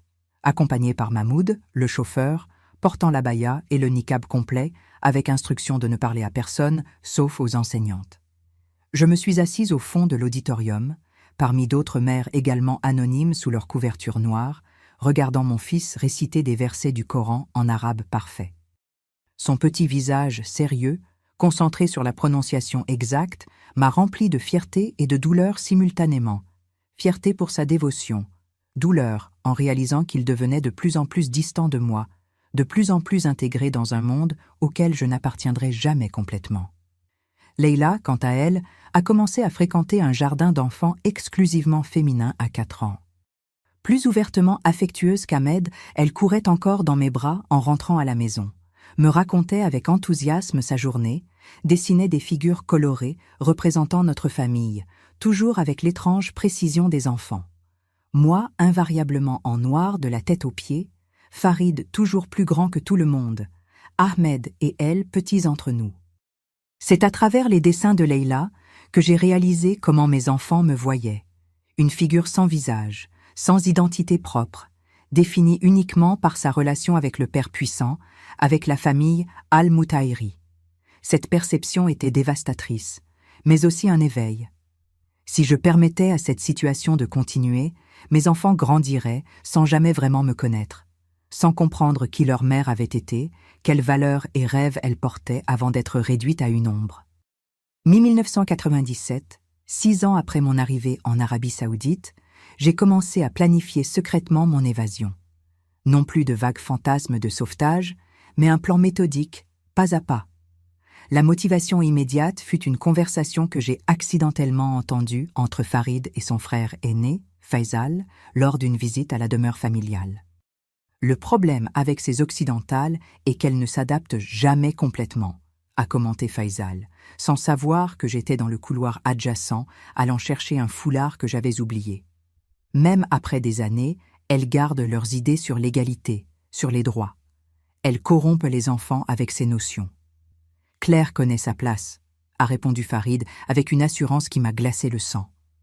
Les premières années ont été difficiles, mais elle apprend vite. Et si jamais elle essaie quelque chose de stupide? Eh bien, elle sait qu'elle ne reverrait plus jamais Ahmed et Leïla. Je lui ai clairement fait comprendre. Cette conversation désinvolte, cette menace prononcée si naturellement, fut comme un coup de poing dans l'estomac. La réalité de ma situation, que j'étais effectivement une otage maintenue sous contrôle par la menace de perdre mes enfants, devint impossible à ignorer. Et j'ai commencé à réaliser qu'en acceptant passivement cette situation, j'enseignais par inadvertance à Ahmed et Leïla que c'était un arrangement normal, acceptable, que le contrôle, l'intimidation, la coercition étaient des bases légitimes pour les relations. Ma stratégie initiale était simple: recueillir des informations, établir des contacts, accumuler des ressources. D'abord, je devais découvrir où Farid gardait mon passeport. J'ai commencé à l'observer méticuleusement, notant ses routines, les endroits où il gardait des documents importants. Finalement, j'ai découvert qu'il maintenait un coffre-fort dans son bureau à la maison, où il gardait non seulement mon passeport, mais aussi d'autres documents importants, certificats de mariage, actes de naissance des enfants, police d'assurance. L'étape suivante était d'obtenir la combinaison du coffre. Pendant des semaines, j'ai discrètement observé Farid l'ouvrir, essayant de mémoriser la séquence de chiffres. Finalement, un soir où il avait bu plus de vin que d'habitude, lors d'un dîner avec des associés d'affaires, une autre de ses hypocrisies, l'alcool était interdit en Arabie Saoudite, mais consommé librement en privé par l'élite, j'ai réussi à le voir taper la combinaison sans essayer de la cacher. 12 700 1969, ma date de naissance, de toutes les choses. Un choix bizarrement sentimental pour un homme qui avait systématiquement détruit toute trace de la personne que j'étais né pour être. Le deuxième élément crucial était l'argent. Farid me donnait une modique allocation pour de petites dépenses personnelles, contrôlant rigoureusement comment je la dépensais. Pendant des mois, j'ai économisé de petites sommes, les cachant dans une doublure que j'avais cousue dans un vieux sac que j'utilisais rarement. C'était une somme dérisoire, mais elle serait suffisante pour les urgences initiales. Plus important encore était d'établir un type de contact avec le monde extérieur, particulièrement avec l'ambassade ou le consulat français à Riyad. C'était la partie la plus risquée de mon plan, celle qui exigeait le plus de prudence. Toute communication suspecte serait immédiatement remarquée par Farid, qui vérifiait régulièrement mes appels, mes emails, même les achats que je faisais. L'opportunité est venue d'une source inattendue. Amina, la sœur cadette de Farid, maintenant âgée de 23 ans et étudiante en médecine. Au fil des ans, nous avions maintenu une relation cordiale, bien que distante. Elle visitait occasionnellement pour voir les enfants, apportant des cadeaux, racontant des histoires sur ses études. Contrairement au reste de la famille Al-Moutaïri, Amina n'a jamais semblé entièrement à l'aise avec ma situation, bien qu'elle ne l'ait jamais ouvertement remise en question. Lors d'une visite mi-1997, pendant que les enfants jouèrent dans leur chambre et que Farid était en voyage d'affaires à Jeddah, Amina a mentionné négligemment qu'elle avait rencontré une Française à la faculté de médecine. Elle travaille à temps partiel au consulat français, a-t-elle commenté. Elle dit qu'elle adore rencontrer d'autres Français ici à Riyad. Ils sont si peu nombreux. Mon cœur s'est accéléré, reconnaissant ce qui pourrait être une chance cruciale. En prenant soin de ne pas paraître trop anxieuse, j'ai demandé le nom de la femme, feignant une curiosité désinvolte. Peut-être qu'un jour nous pourrions prendre un café ensemble. Ce serait bien de parler français à nouveau. Son nom est Hélène, a répondu Amina. Hélène Dupont. Je peux lui transmettre vos coordonnées, si vous voulez. C'est ainsi que, par une série d'intermédiaires soigneusement choisis, j'ai réussi à établir une communication discrète avec le consulat français. Hélène, percevant la délicatesse de ma situation, est devenue ma bouée de sauvetage vers le monde extérieur. À travers des messages codés et des rencontres occasionnelles soigneusement orchestrées comme des coïncidences dans des boutiques ou au centre commercial, toujours avec Mahmoud à distance, ne se doutant jamais de rien, nous avons commencé à tracer un plan pour ma possible sortie d'Arabie Saoudite. Le plus grand obstacle, comme toujours, étaient les enfants. Le consulat a clairement indiqué que, bien qu'il puisse m'aider à quitter le pays dans une situation d'urgence, il ne pouvait pas garantir la sortie d'Ahmed et Leila sans l'autorisation expresse de Farid. Selon la loi saoudienne et les traités internationaux auxquels l'Arabie saoudite avait adhéré sélectivement, les enfants étaient considérés comme citoyens saoudiens sous la garde légale du père. Cette réalité me plaçait devant le dilemme le plus déchirant qu'une mère puisse affronter. Rester dans un mariage abusif, dans une vie d'oppression, pour rester avec mes enfants, ou chercher la liberté pour moi-même, dans l'espoir de finalement lutter légalement pour la garde ou au moins pour le droit de les visiter, de faire partie de leur vie d'une manière ou d'une autre. Tandis que je luttais avec cette décision impossible, un incident en novembre 1997 m'a forcé la main. Farid était rentré tard dans la nuit d'un voyage d'affaires, visiblement tendu et irrité. Les enfants dormaient déjà. Je l'attendais dans le salon, essayant de paraître l'épouse parfaite, soumise, non menaçante.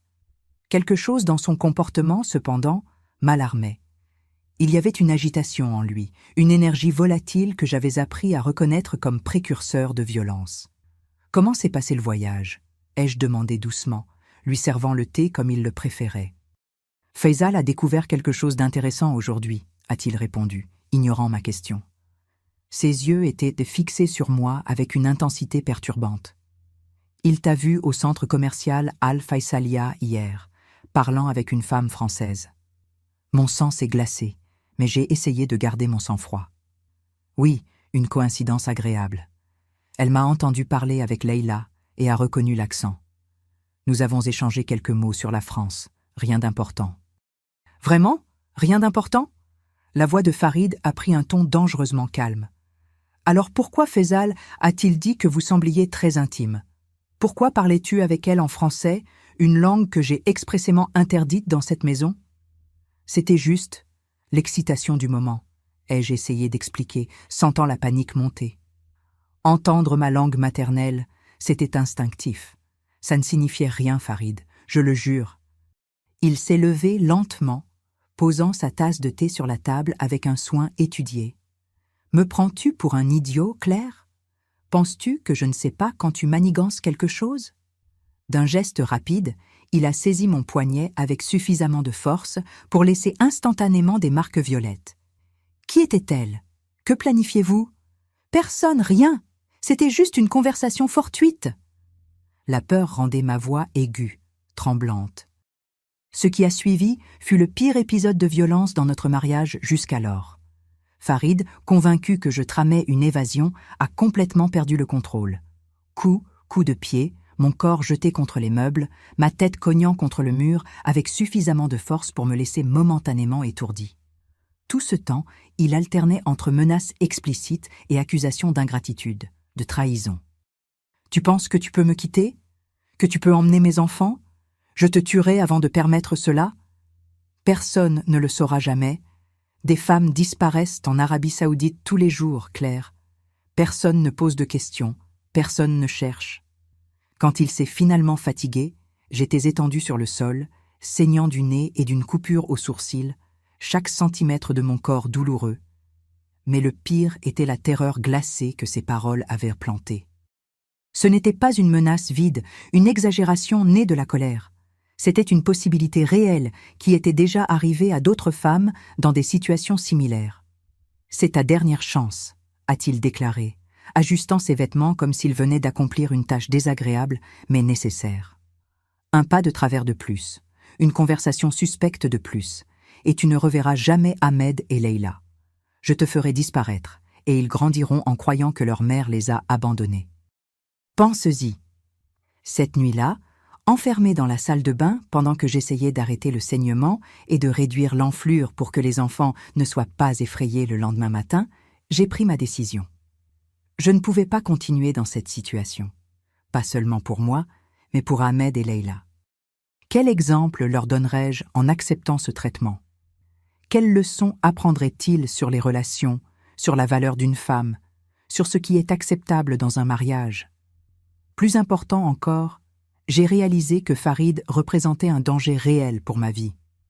Si je mourais, disparaissais, mes enfants perdraient toute chance de connaître leur héritage français, de savoir qu'il existe un monde au-delà des murs dorés de la prison Al-Moutaïri.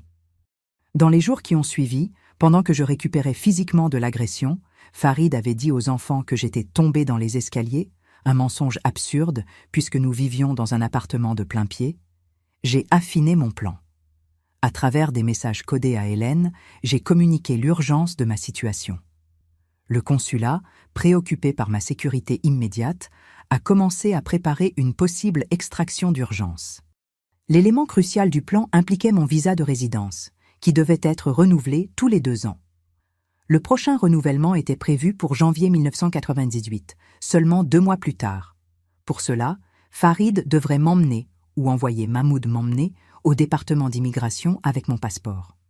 Ce serait ma seule chance d'être hors de la maison avec le document qui me permettrait de quitter le pays. Dans les semaines qui ont suivi, je me suis forcé à jouer le rôle de l'épouse repentante, soumise, craintive. Ce n'était pas difficile, la peur était réelle, palpable. Farid, satisfait de ce qu'il voyait comme ma soumission renouvelée, a progressivement relâché sa vigilance, bien qu'il ait instruit Mahmoud d'être particulièrement attentif pendant nos sorties. Parallèlement, je me préparais émotionnellement pour l'impensable, quitter mes enfants. Dans les moments privés avec eux, j'essayais d'imprimer des souvenirs de moi dans leurs esprits, de leur parler plus ouvertement de la France, de ma famille, de qui j'étais vraiment. Je ne pouvais pas leur parler de mes plans. Bien sûr, Ahmed, à 6 ans, pourrait par inadvertance révéler quelque chose à Farid, et Leïla, à 4 ans, était trop petite pour comprendre la complexité de la situation. Au lieu de cela, j'écrivais des lettres pour eux, que je prévoyais de cacher dans leurs jouets préférés. Des lettres qu'ils trouveraient, éventuellement, qui expliqueraient mon absence non comme un abandon, mais comme un acte désespéré d'une mère qui les aimait trop pour rester dans une situation qui la détruisait lentement. Début janvier 1998, Farid a annoncé que nous devrions renouveler mon visa de résidence. Mahmoud t'emmènera au département d'immigration demain. J'aurais dû régler quelques détails avant, mais j'ai une réunion importante que je ne peux pas reporter. J'ai acquiescé docilement, dissimulant la tempête d'émotions que ces simples mots avaient déclenchée. Ce serait ma chance, peut-être la seule que j'aurai jamais. Cette nuit-là, je n'ai pas dormi. Allongé à côté de Farid, écoutant sa respiration régulière, j'ai répété mentalement chaque étape du plan, chaque complication possible, chaque stratégie de contingence. Quand j'ai été certaine qu'il dormait profondément, je me suis levée silencieusement et suis allée dans la chambre des enfants. Ahmed dormait sur le ventre, un bras autour de son ours en peluche préféré, l'endroit où j'avais caché une des lettres. Son petit visage détendu dans le sommeil semblait plus jeune, plus vulnérable. Leïla était enroulée comme un petit escargot, ses cheveux sombres éparpillés sur l'oreiller, la poupée qu'elle avait reçue à son dernier anniversaire, contenant l'autre lettre, serrée contre sa poitrine. Je me suis permis de mémoriser chaque détail de leur visage, sachant que ce pourrait être la dernière fois que je les verrais ainsi, en paix, sans la connaissance de la trahison que leur mère était sur le point de commettre. Une trahison qui, j'espérais désespérément, un jour ils comprendraient comme un acte d'amour, non d'abandon. De retour dans la chambre, j'ai silencieusement ouvert l'armoire et sorti le petit sac que j'avais préparé contenant seulement l'essentiel. Les maigres économies que j'avais réussi à accumuler, un change de vêtements occidentaux, une photographie des enfants, un petit médaillon en or que ma mère m'avait donné avant que je parte pour l'Arabie Saoudite. J'ai caché le sac sous l'abaya que je porterai le lendemain. Le matin suivant, j'ai mis mon abaya et mon niqab comme d'habitude, cachant les ecchymoses encore visibles de la bastonnade de novembre. J'ai dit au revoir aux enfants comme n'importe quel jour normal, les serrant un peu plus fort, murmurant « Maman vous aime, pour toujours », tandis que Yanni, la nourrice, observait avec une expression neutre. Farid était parti tôt pour sa réunion, après avoir remis à Mahmoud une enveloppe scellée contenant mon passeport et les documents nécessaires pour le renouvellement du visa. « Emmène-la directement au département d'immigration, puis ramène-la à la maison », a-t-il ordonné, comme si je n'étais pas présente. Ne la laisse seule à aucun moment. Pendant le trajet en voiture, j'ai maintenu un calme forcé, bien que mon cœur batte si fort que je craignais que Mahmoud puisse l'entendre. Le plan était simple en théorie. Au département d'immigration, je demanderais à aller aux toilettes. Mahmoud, pour des raisons culturelles, ne pourrait pas me suivre jusque-là. Des toilettes pour femmes, il y avait une sortie latérale qui donnait sur un couloir secondaire où Hélène m'attendrait avec une voiture du consulat. De là, nous irions directement à l'ambassade française, territoire techniquement français, où je serais temporairement en sécurité. Quand nous sommes arrivés au département d'immigration, un bâtiment gouvernemental gris et impersonnel, Mahmoud m'a remis l'enveloppe avec les documents. « Attends ici », a-t-il ordonné, indiquant une zone d'attente séparée pour les femmes. « Je vais vérifier à quel guichet nous devons nous présenter. » Pendant qu'il s'éloignait pour parler à un employé, j'ai discrètement ouvert l'enveloppe, confirmant que mon passeport s'y trouvait. Quelques minutes plus tard, quand Mahmoud est revenu pour me conduire au bon guichet, j'ai mis en œuvre la phase suivante du plan. « Je dois d'abord aller aux toilettes », ai-je dit doucement, indiquant le panneau qui signalait les toilettes pour femmes. Mahmoud a hésité, visiblement mal à l'aise. D'un côté, ses instructions étaient de ne pas me laisser seule. De l'autre, les normes culturelles lui interdisaient de s'approcher d'une zone exclusivement féminine. « Sois rapide », a-t-il finalement concédé, se positionnant stratégiquement près de l'entrée des toilettes, d'où il pourrait surveiller la porte sans violer les conventions sociales. Dans les toilettes, tout mon corps tremblait. Vérifiant rapidement que j'étais seule, je me suis dirigée vers la porte latérale qu'Hélène avait décrite dans ses instructions. Elle était verrouillée. La panique m'a instantanément envahie, Cette possibilité n'avait pas été discutée. J'ai essayé la poignée à nouveau, avec plus de force cette fois. Rien. J'étais piégé. Puis-je vous aider ? Une voix douce a résonné derrière moi, me faisant sursauter de peur. Je me suis retourné pour trouver une femme saoudienne d'âge moyen, vêtue d'une élégante abaya et d'un hijab qui laissait son visage découvert. Je cherchais une autre sortie, ai-je bégayé dans un arabe rudimentaire. La femme a étudié mon visage un moment, puis ses yeux se sont illuminés de compréhension. « Vous êtes la Française », a-t-elle dit dans un anglais parfait, me surprenant.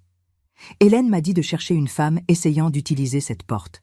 Je suis Aïcha, je travaille ici à l'administration.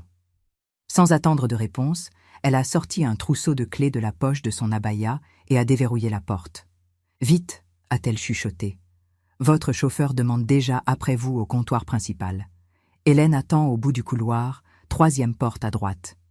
Il n'y avait pas de temps pour des remerciements.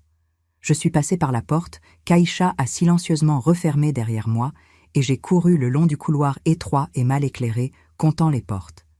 À la 3e à droite, j'ai frappé légèrement 3 fois, notre signal convenu. La porte s'est immédiatement ouverte, révélant Hélène, une femme d'environ 40 ans, cheveux châtain courts, expression tendue mais déterminée.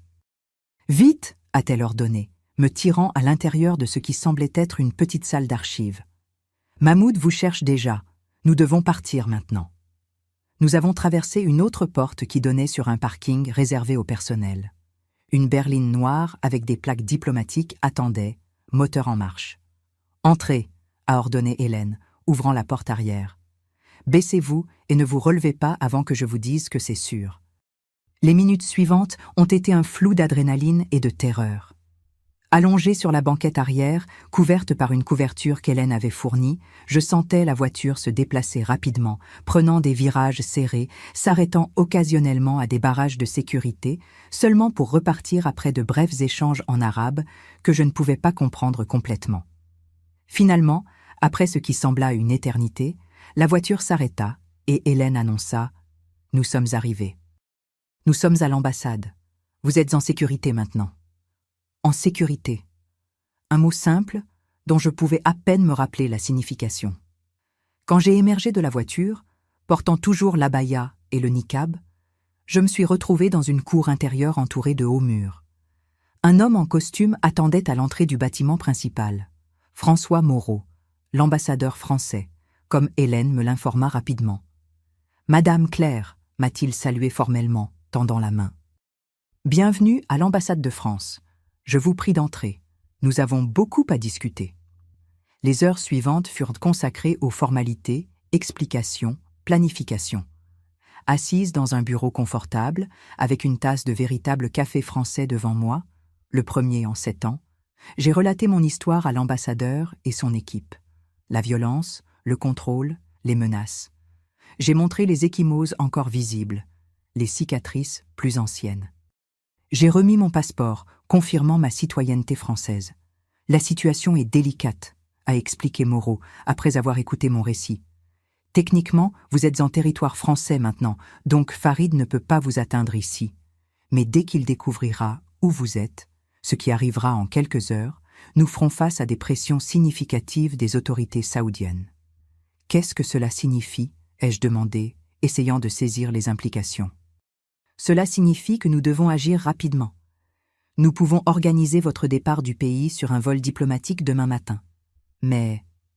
Il a hésité, son regard évitant momentanément le mien. « Mais les enfants ne peuvent pas venir avec moi, » ai-je complété, donnant voix à ce qu'il répugnait à dire. L'ambassadeur a gravement acquiescé. « J'en ai peur. Légalement, ce sont des citoyens saoudiens sous la garde du père. Toute tentative de les retirer du pays sans consentement paternel serait considérée comme un enlèvement international. » Bien que je le sache déjà intellectuellement, entendre ces mots prononcés officiellement fut comme recevoir un coup physique. « Donc, je dois choisir, » ai-je murmuré, plus pour moi-même que pour les personnes présentes, ma liberté ou mes enfants. « Ce n'est pas un choix équitable, » a reconnu Hélène, qui était restée à mes côtés. « Mais ce n'est pas non plus un simple choix entre rester ou partir. Si vous restez, Après cette tentative de fuite, votre situation va probablement se détériorer significativement. Farid a déjà démontré des tendances violentes, et maintenant il sentira que son autorité a été publiquement défiée. Les implications planaient lourdement dans l'air. Ma vie pourrait être en danger réel si je retournais. Et quel bien cela ferait-il à Ahmed et Leïla d'avoir une mère morte plutôt qu'une mère absente mais vivante, luttant pour eux à distance. Les heures suivantes furent les plus déchirantes de ma vie, surpassant même l'horreur de l'abus physique, l'humiliation de l'assujettissement constant. C'était une douleur différente, la douleur de réaliser qu'il n'y avait pas de bons choix, seulement des choix impossibles avec des conséquences dévastatrices. Vers 16 heures, alors que je pesais encore mes options dans le bureau de l'ambassade, la situation s'est drastiquement intensifiée. Un appel téléphonique a informé l'ambassadeur que Farid avait découvert où je me trouvais et était à la porte principale de l'ambassade, exigeant mon retour immédiat. Avec lui se trouvaient 2 policiers saoudiens et son père, Khalid al-Moutahiri, dont l'influence significative auprès de la famille royale rendait la situation encore plus précaire. « Ils ne peuvent pas entrer dans l'ambassade », m'a assuré Moreau. « Mais cette situation compliquera significativement votre départ. » Farid a probablement déjà alerté les autorités d'immigration dans les aéroports. Même avec une protection diplomatique, ce sera un processus tendu. En coulisses, une intense activité diplomatique se déroulait. Appel à Paris, négociations avec les autorités saoudiennes, arrangements pour un possible vol d'urgence. Pendant ce temps, je restais dans un limbe torturant, alternant entre des moments de détermination féroce et des effondrements de désespoir absolu. Le soir, Hélène a apporté des nouvelles qui ont rendu ma décision encore plus urgente. Farid menace d'emmener Ahmed et Leïla dans la province de Qassim, où sa famille possède des propriétés, a-t-elle informé sombrement. C'est l'une des régions les plus conservatrices du pays, loin de Riyad, où tout contact serait pratiquement impossible. Cette information fut le catalyseur final. Si je retournais, je ferais probablement face à une punition sévère, possiblement la mort, sans garantie que cela préserverait mon accès aux enfants. Si je partais, au moins je serais vivante, libre, en position d'essayer de construire une sorte de relation future avec mes enfants, peut-être quand ils seraient plus âgés et auraient une certaine autonomie légale. « Je vais partir », ai-je finalement annoncé, ma voix étonnamment ferme, considérant l'abîme de douleur que je ressentais dans ma poitrine. Mais je vous promets que ce n'est pas une reddition. C'est juste la première étape d'une lutte plus longue. Les 12 heures suivantes furent consacrées à une préparation frénétique. Un vol diplomatique français était programmé pour quitter Riyad à 5 heures du matin, initialement prévu pour transporter du courrier officiel et un fonctionnaire retournant en France. Je serais ajouté à la liste des passagers escortés par le personnel de l'ambassade jusqu'à l'avion, contournant les procédures normales d'immigration via des canaux diplomatiques. Moreau a été franc sur les risques. Farid mobilise tous ses contacts. Il y aura de la résistance des autorités locales, possiblement des tentatives d'empêcher le vol. Mais nous avons le droit international de notre côté, et la France n'abandonnera pas une de ses citoyennes en danger. À l'aube du jour suivant, vêtu d'habits occidentaux pour la première fois depuis des années, jeans et un simple t-shirt fourni par Hélène, et une veste sur les épaules pour cacher les ecchymoses sur mes bras, j'ai été conduite à une voiture arborant le drapeau diplomatique français. L'ambassadeur dirigeait personnellement le convoi de 2 véhicules, une décision inhabituelle qui démontrait le sérieux avec lequel le gouvernement français traitait ma situation. Sur la banquette arrière, avec moi, se trouvait un fonctionnaire de la section consulaire, un homme discret nommé Philippe, qui portait une serviette contenant la documentation diplomatique et mon passeport avec un visa d'urgence. Le trajet jusqu'à l'aéroport fut tendu, avec peu de conversation.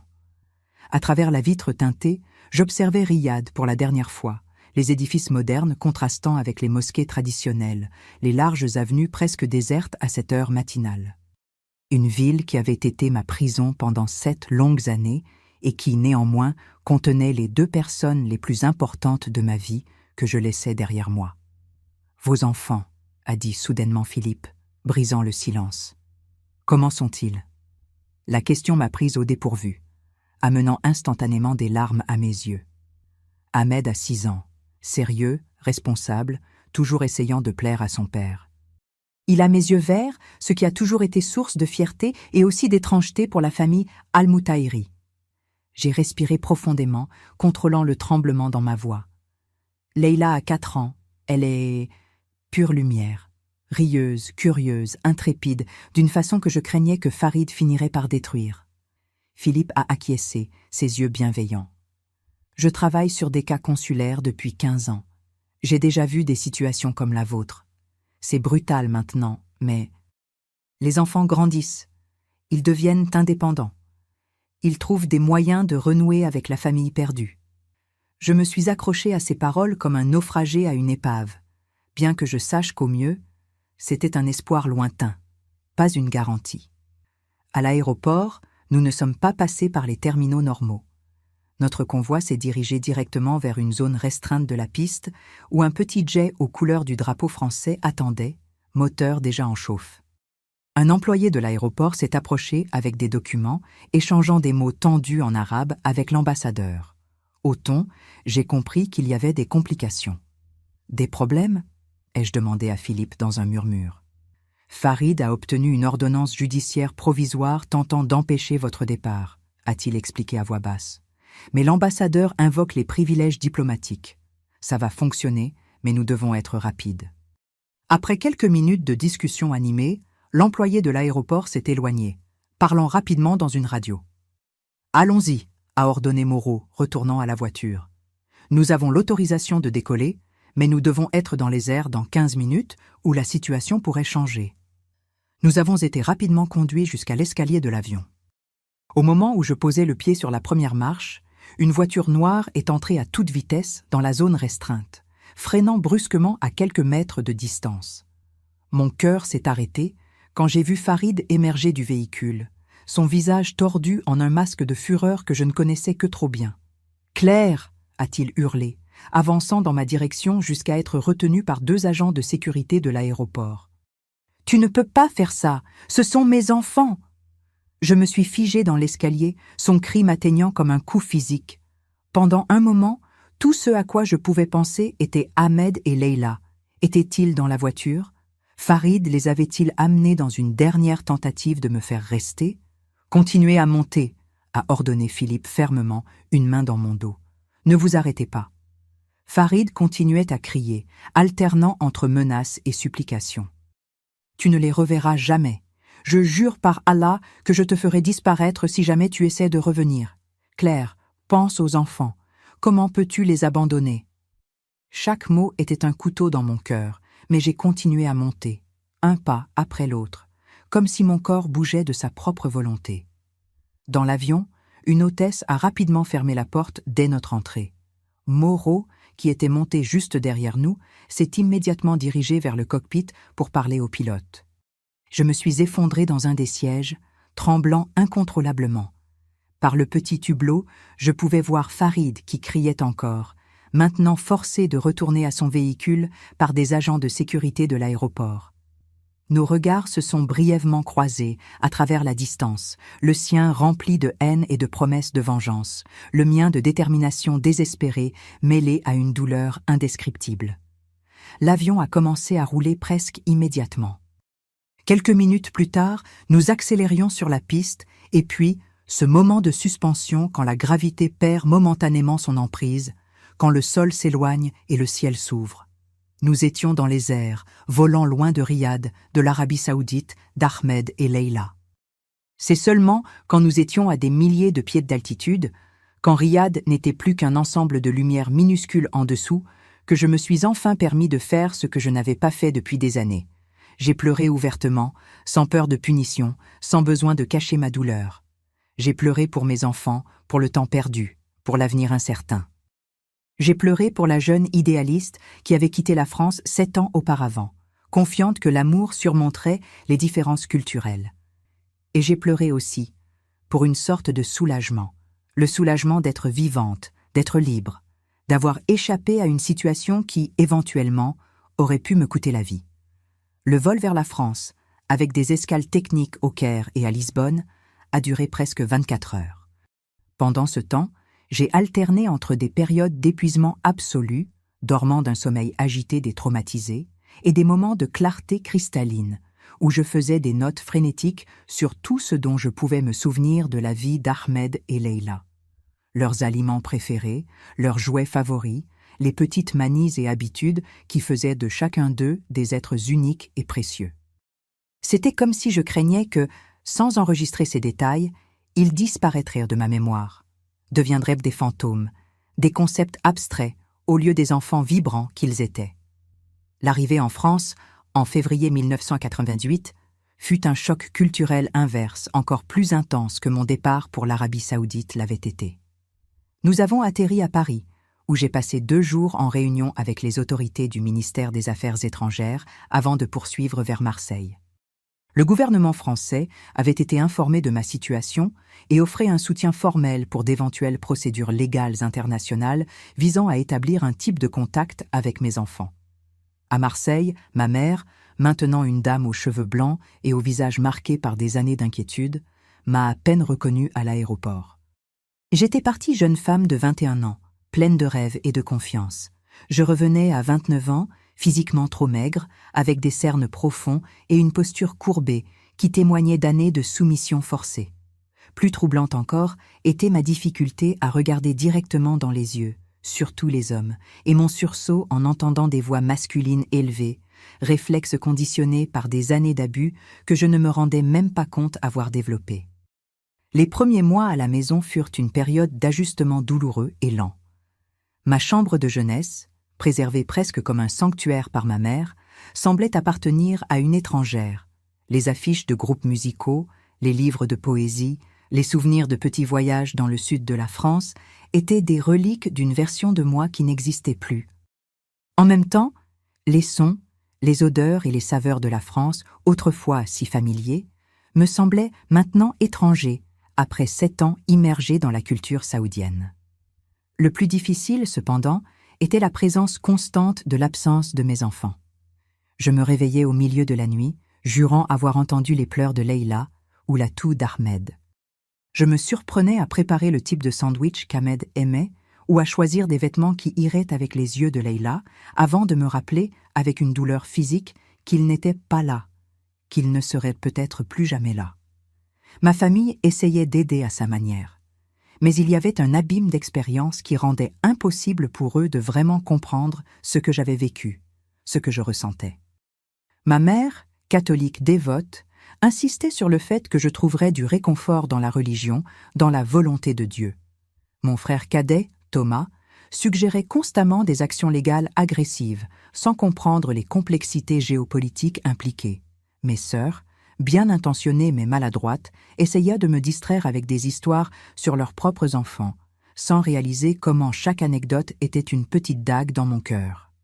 C'est dans ce contexte d'isolement émotionnel, même entouré par ma famille, que j'ai commencé une thérapie, d'abord avec une psychologue recommandée par le consulat, puis avec le docteur Marie Dubois, spécialiste des traumatismes et des femmes revenant de situations de violence à l'étranger. Avec elle, j'ai commencé le long et ardu processus de reconstruction, non pour redevenir qui j'étais avant, ce qui serait impossible, mais pour intégrer l'expérience traumatique dans une nouvelle identité qui pourrait, éventuellement, trouver un but et un sens. Ce qui fait le plus mal, ai-je confessé lors d'une séance particulièrement difficile, des mois après mon retour, c'est de penser à ce que Farid doit leur dire à mon sujet. Que je les ai abandonnés, que je ne les aimais pas assez, que je suis partie par égoïsme. Et comment expliqueriez-vous votre départ à eux si vous le pouviez ? A demandé docteur Dubois, sa voix calme créant un espace sûr pour ma douleur. La question m'a prise au dépourvu. Dans toutes ces nuits d'insomnie, dans tous ces moments d'auto-accusation, je n'avais jamais vraiment formulé en mots ce que je dirais à Ahmed et Leila. Je dirais que parfois, l'amour n'est pas suffisant pour surmonter des circonstances impossibles, que j'ai choisi entre être morte pour eux de façon permanente ou absente temporairement, que le monde est plus grand et plus complexe que la bulle dans laquelle ils grandissaient, et que mon départ était un acte de foi qu'un jour, quand ils seraient plus âgés, ils comprendraient qu'il existe différentes formes de courage. Je me suis arrêtée, surprise par ma propre articulation, par la clarté que j'avais soudainement trouvée. Je leur dirais que je les aime plus que tout, que je pense à eux tous les jours, que je ne les ai jamais, jamais abandonnés dans mon cœur, et que ma lutte pour la liberté n'était pas malgré eux, mais pour eux, pour montrer, spécialement à Leila, qu'une femme n'a pas besoin d'accepter l'abus, l'assujettissement, la déshumanisation. Docteur Dubois a lentement acquiescé. « Et ce serait vrai, n'est-ce pas ? » ?»« Oui, » ai-je répondu, sentant quelque chose se déplacer en moi. Pas la fin de la douleur, mais le début d'une compréhension plus profonde. Oui, ce serait absolument vrai. Ce fut le premier pas dans un long voyage pour me réconcilier avec ma décision, pour transformer la culpabilité paralysante en quelque chose de plus constructif. Un engagement à vivre pleinement la liberté que j'avais conquise à un prix si élevé et à maintenir vivant l'espoir qu'un jour, je me reconnecterai avec mes enfants. Dans les années qui ont suivi, cet espoir a guidé beaucoup de mes décisions. Je suis retournée à l'université pour terminer ma licence en lettres, puis j'ai étudié le droit, me spécialisant en droit international et droits humains. J'ai travaillé comme traductrice, puis comme consultante dans des cas impliquant des femmes revenant de situations similaires à la mienne. Je maintenais des archives méticuleuses avec tout ce que je pouvais découvrir sur Ahmed et Leila. Des coupures de journaux saoudiens mentionnant la famille Al-Mutahiri, des informations obtenues via des contacts diplomatiques, des rumeurs et des faits collectés patiemment au fil des ans. Les tentatives officielles d'établir un type de communication ont été infructueuses. Farid, comme il l'avait promis dans ses menaces à l'aéroport, bloquait efficacement tout contact. Les lettres envoyées par les canaux diplomatiques étaient retournées non ouvertes. Les demandes formelles pour au moins recevoir des nouvelles ou des photographies étaient ignorées. Les rares informations que j'ai pu obtenir sont venues de sources indirectes. Une enseignante britannique qui avait brièvement enseigné à l'école internationale d'Ahmed, un médecin pakistanais qui avait soigné Leila lors d'une fièvre et qui, plus tard, avait déménagé au Canada. En 2004, à 35 ans, 6 ans après mon retour en France, j'ai reçu la nouvelle que je craignais et, à un niveau obscur, espérais simultanément, Farid s'était remarié avec une cousine éloignée de la famille Al-Mutahiri. La nouvelle épouse, Jamila, 10 ans plus jeune que moi, avait assumé le rôle de mère pour Ahmed, alors âgé de 12 ans, et Leila, 10 ans. Selon la source, un fonctionnaire de l'ambassade britannique à Riyad ayant des contacts dans la communauté d'affaires saoudienne, on avait dit aux enfants que leur mère biologique avait abandonné la famille pour des raisons égoïstes et était retournée à une vie de péché en Occident. La nouvelle fut dévastatrice, mais aussi libératrice d'une façon étrange.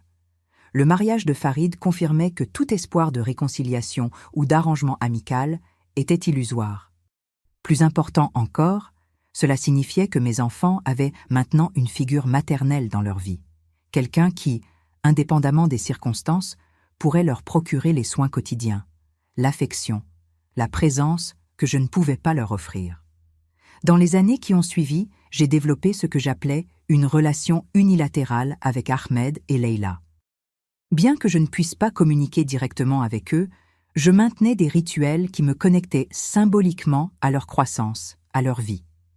Je célébrais silencieusement leurs anniversaires, imaginant les changements physiques et émotionnels qu'ils devaient expérimenter. J'écrivais des lettres qui ne seraient jamais envoyées, détaillant les événements de ma vie, expliquant une fois de plus les circonstances de mon départ, exprimant l'amour inébranlable que je ressentais. Je gardais une boîte pour chacun, où je conservais des cadeaux qui ne seraient jamais livrés. Des livres qu'Ahmed pourrait aimer au fur et à mesure que ses intérêts se développeraient. De petits bijoux que j'imaginais aller avec le style que Leila pourrait développer à l'adolescence.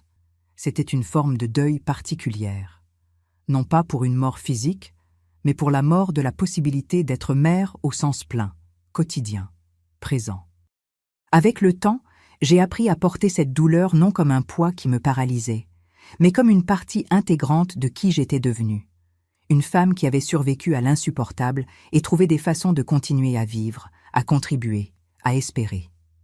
En 2008, une décennie après mon retour en France, la première ouverture significative s'est produite. Ahmed, alors âgé de 16 ans, avait été envoyé étudier dans un internat en Suisse, partie de la tradition de l'élite saoudienne de fournir une éducation occidentale aux fils, même en restreignant sévèrement la liberté des femmes de la famille. À travers des contacts soigneusement cultivés au fil des années, j'ai réussi à lui faire parvenir une enveloppe contenant juste une brève lettre et une photographie récente. La lettre était simple, dépourvue d'accusations ou d'explications complexes. Mon cher Ahmed, je suis ta mère, Claire. Je sais que tu as probablement entendu beaucoup de choses sur moi, certaines peut-être difficiles à comprendre. Je veux que tu saches juste ceci, je n'ai jamais cessé de t'aimer, toi et ta sœur, pas un seul jour. Mon départ n'était pas un abandon, c'était une survie. Quand tu seras prêt, si jamais tu l'es, je serai là, prête à répondre à toute question, à écouter tout sentiment, à recevoir toute réaction, même la colère. C'est ma promesse envers toi. Avec un amour infini, maman. Je n'ai pas reçu de réponse, et je n'en attendais pas vraiment. Ahmed était dans une position impossible. Loyauté divisée, récit conflictuel, l'immense pression de correspondre aux attentes de la famille Al-Moutaïri. Le simple fait que la lettre lui soit parvenue était déjà, en soi, une petite victoire. 2 ans plus tard, en 2010, j'ai reçu un email qui allait tout changer. L'expéditeur était inconnu, le sujet juste un mot. Mère, Ahmed, alors âgé de 18 ans et étudiant l'ingénierie en Suisse, m'avait trouvé. La lettre que j'avais envoyée 2 ans plus tôt avait planté une graine de doute dans les récits qu'il avait entendus toute sa vie sur son abandon. Motivé par ce doute, il avait commencé à enquêter discrètement, cherchant des informations que Farid avait méticuleusement essayé d'effacer.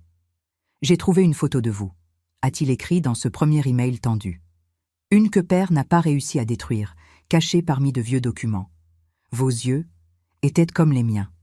Ils ne ressemblaient pas aux yeux de quelqu'un qui abandonnerait ses enfants sans raison. » Nos premiers emails étaient prudents, mesurés, chargés d'émotions non exprimées et de questions difficiles.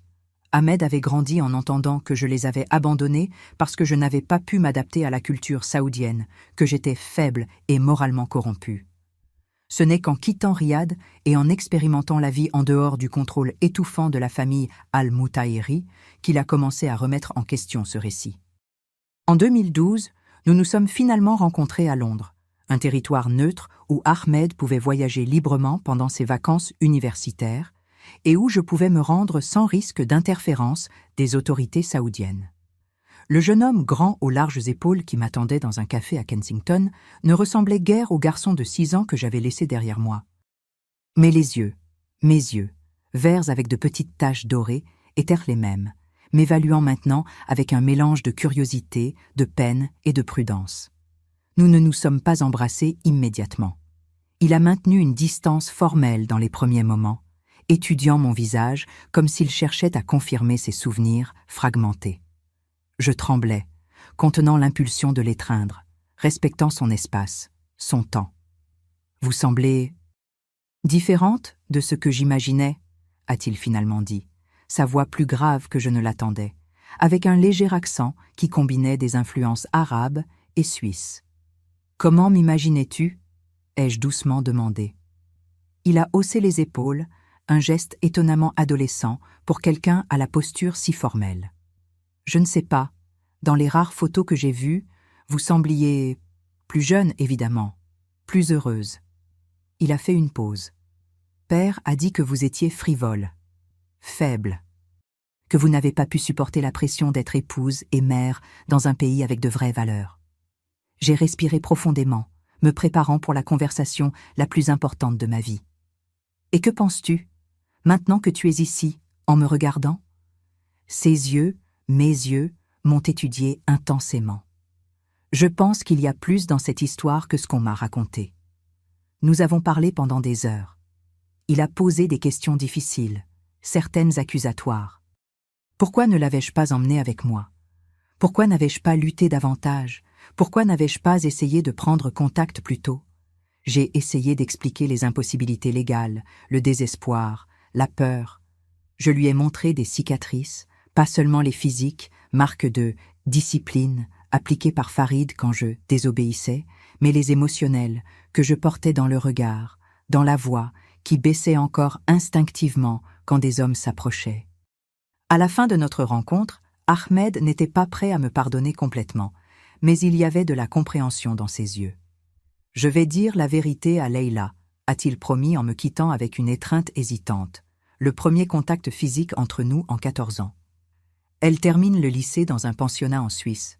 Père l'a envoyée là-bas il y a 2 ans, quand c'est devenu difficile de la contrôler à Riyad. Ces mots, difficile de la contrôler, ont provoqué simultanément alarme et fierté féroce. Ma fille, même sans mon influence directe, avait apparemment hérité de quelque chose de mon esprit rebelle, de mon refus d'être complètement façonné par les attentes des autres. Leïla a mis plus de temps à me contacter. Ce n'est qu'en 2014 que j'ai reçu une lettre d'elle.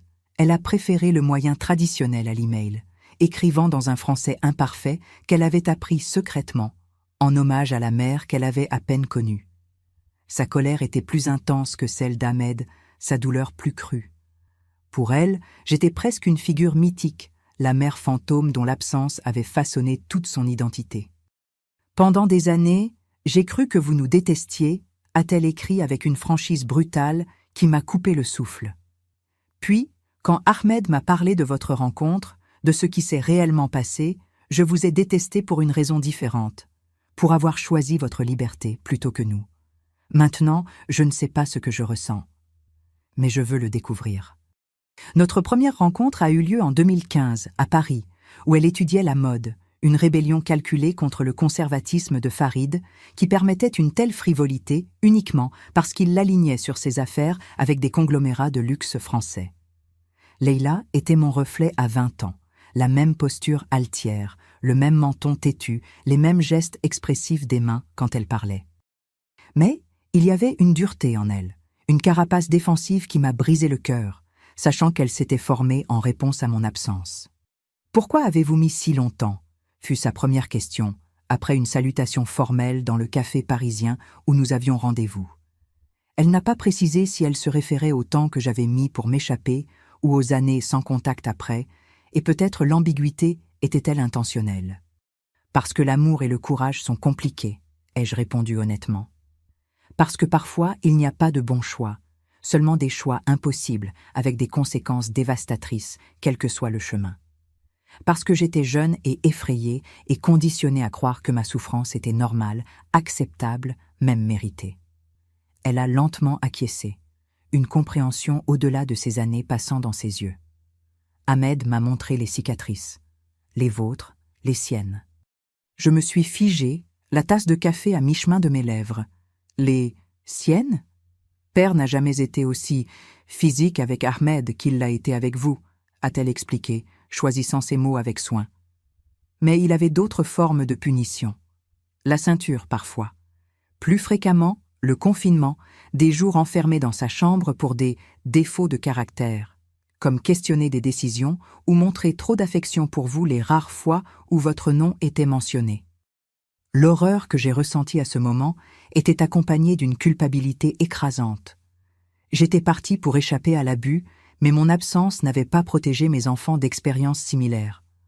En même temps, une partie de moi savait que, si j'étais restée, l'environnement domestique aurait probablement été encore plus toxique, la violence encore plus prédominante. « Et toi ?» ai-je demandé, craignant la réponse. « Est-ce qu'il t'a jamais… » « Pas de la même façon, » a répondu Leïla, ses yeux se baissant vers son café. Avec moi, c'était différent.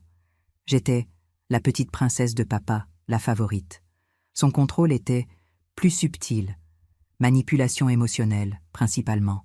Culpabilité, surveillance constante. Elle a fait une pause. Jusqu'à la puberté, quand j'ai commencé à questionner davantage, à réaliser combien notre maison était différente des maisons de mes amis dont les pères avaient étudié à l'étranger. C'est alors que les véritables conflits ont commencé. Et c'est alors qu'il a décidé de m'envoyer en Suisse, pour une éducation appropriée, a-t-il dit. Mais en réalité, pour me contrôler à distance. Nous avons parlé pendant des heures, déconstruisant la mythologie familiale que Farid avait construite, reconnaissant des schémas d'abus qui s'étaient perpétués à travers les années et les générations. C'était douloureux, mais aussi libérateur pour nous deux.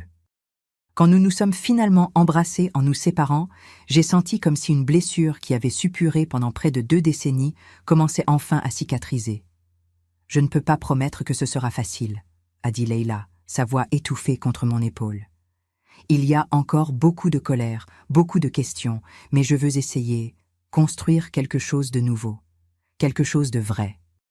Dans les années qui ont suivi, nous avons lentement reconstruit une relation, non pas la relation mère-fille traditionnelle que nous aurions pu avoir, mais quelque chose de nouveau, d'unique, forgé dans le feu de nos expériences partagées, de perte et de survie.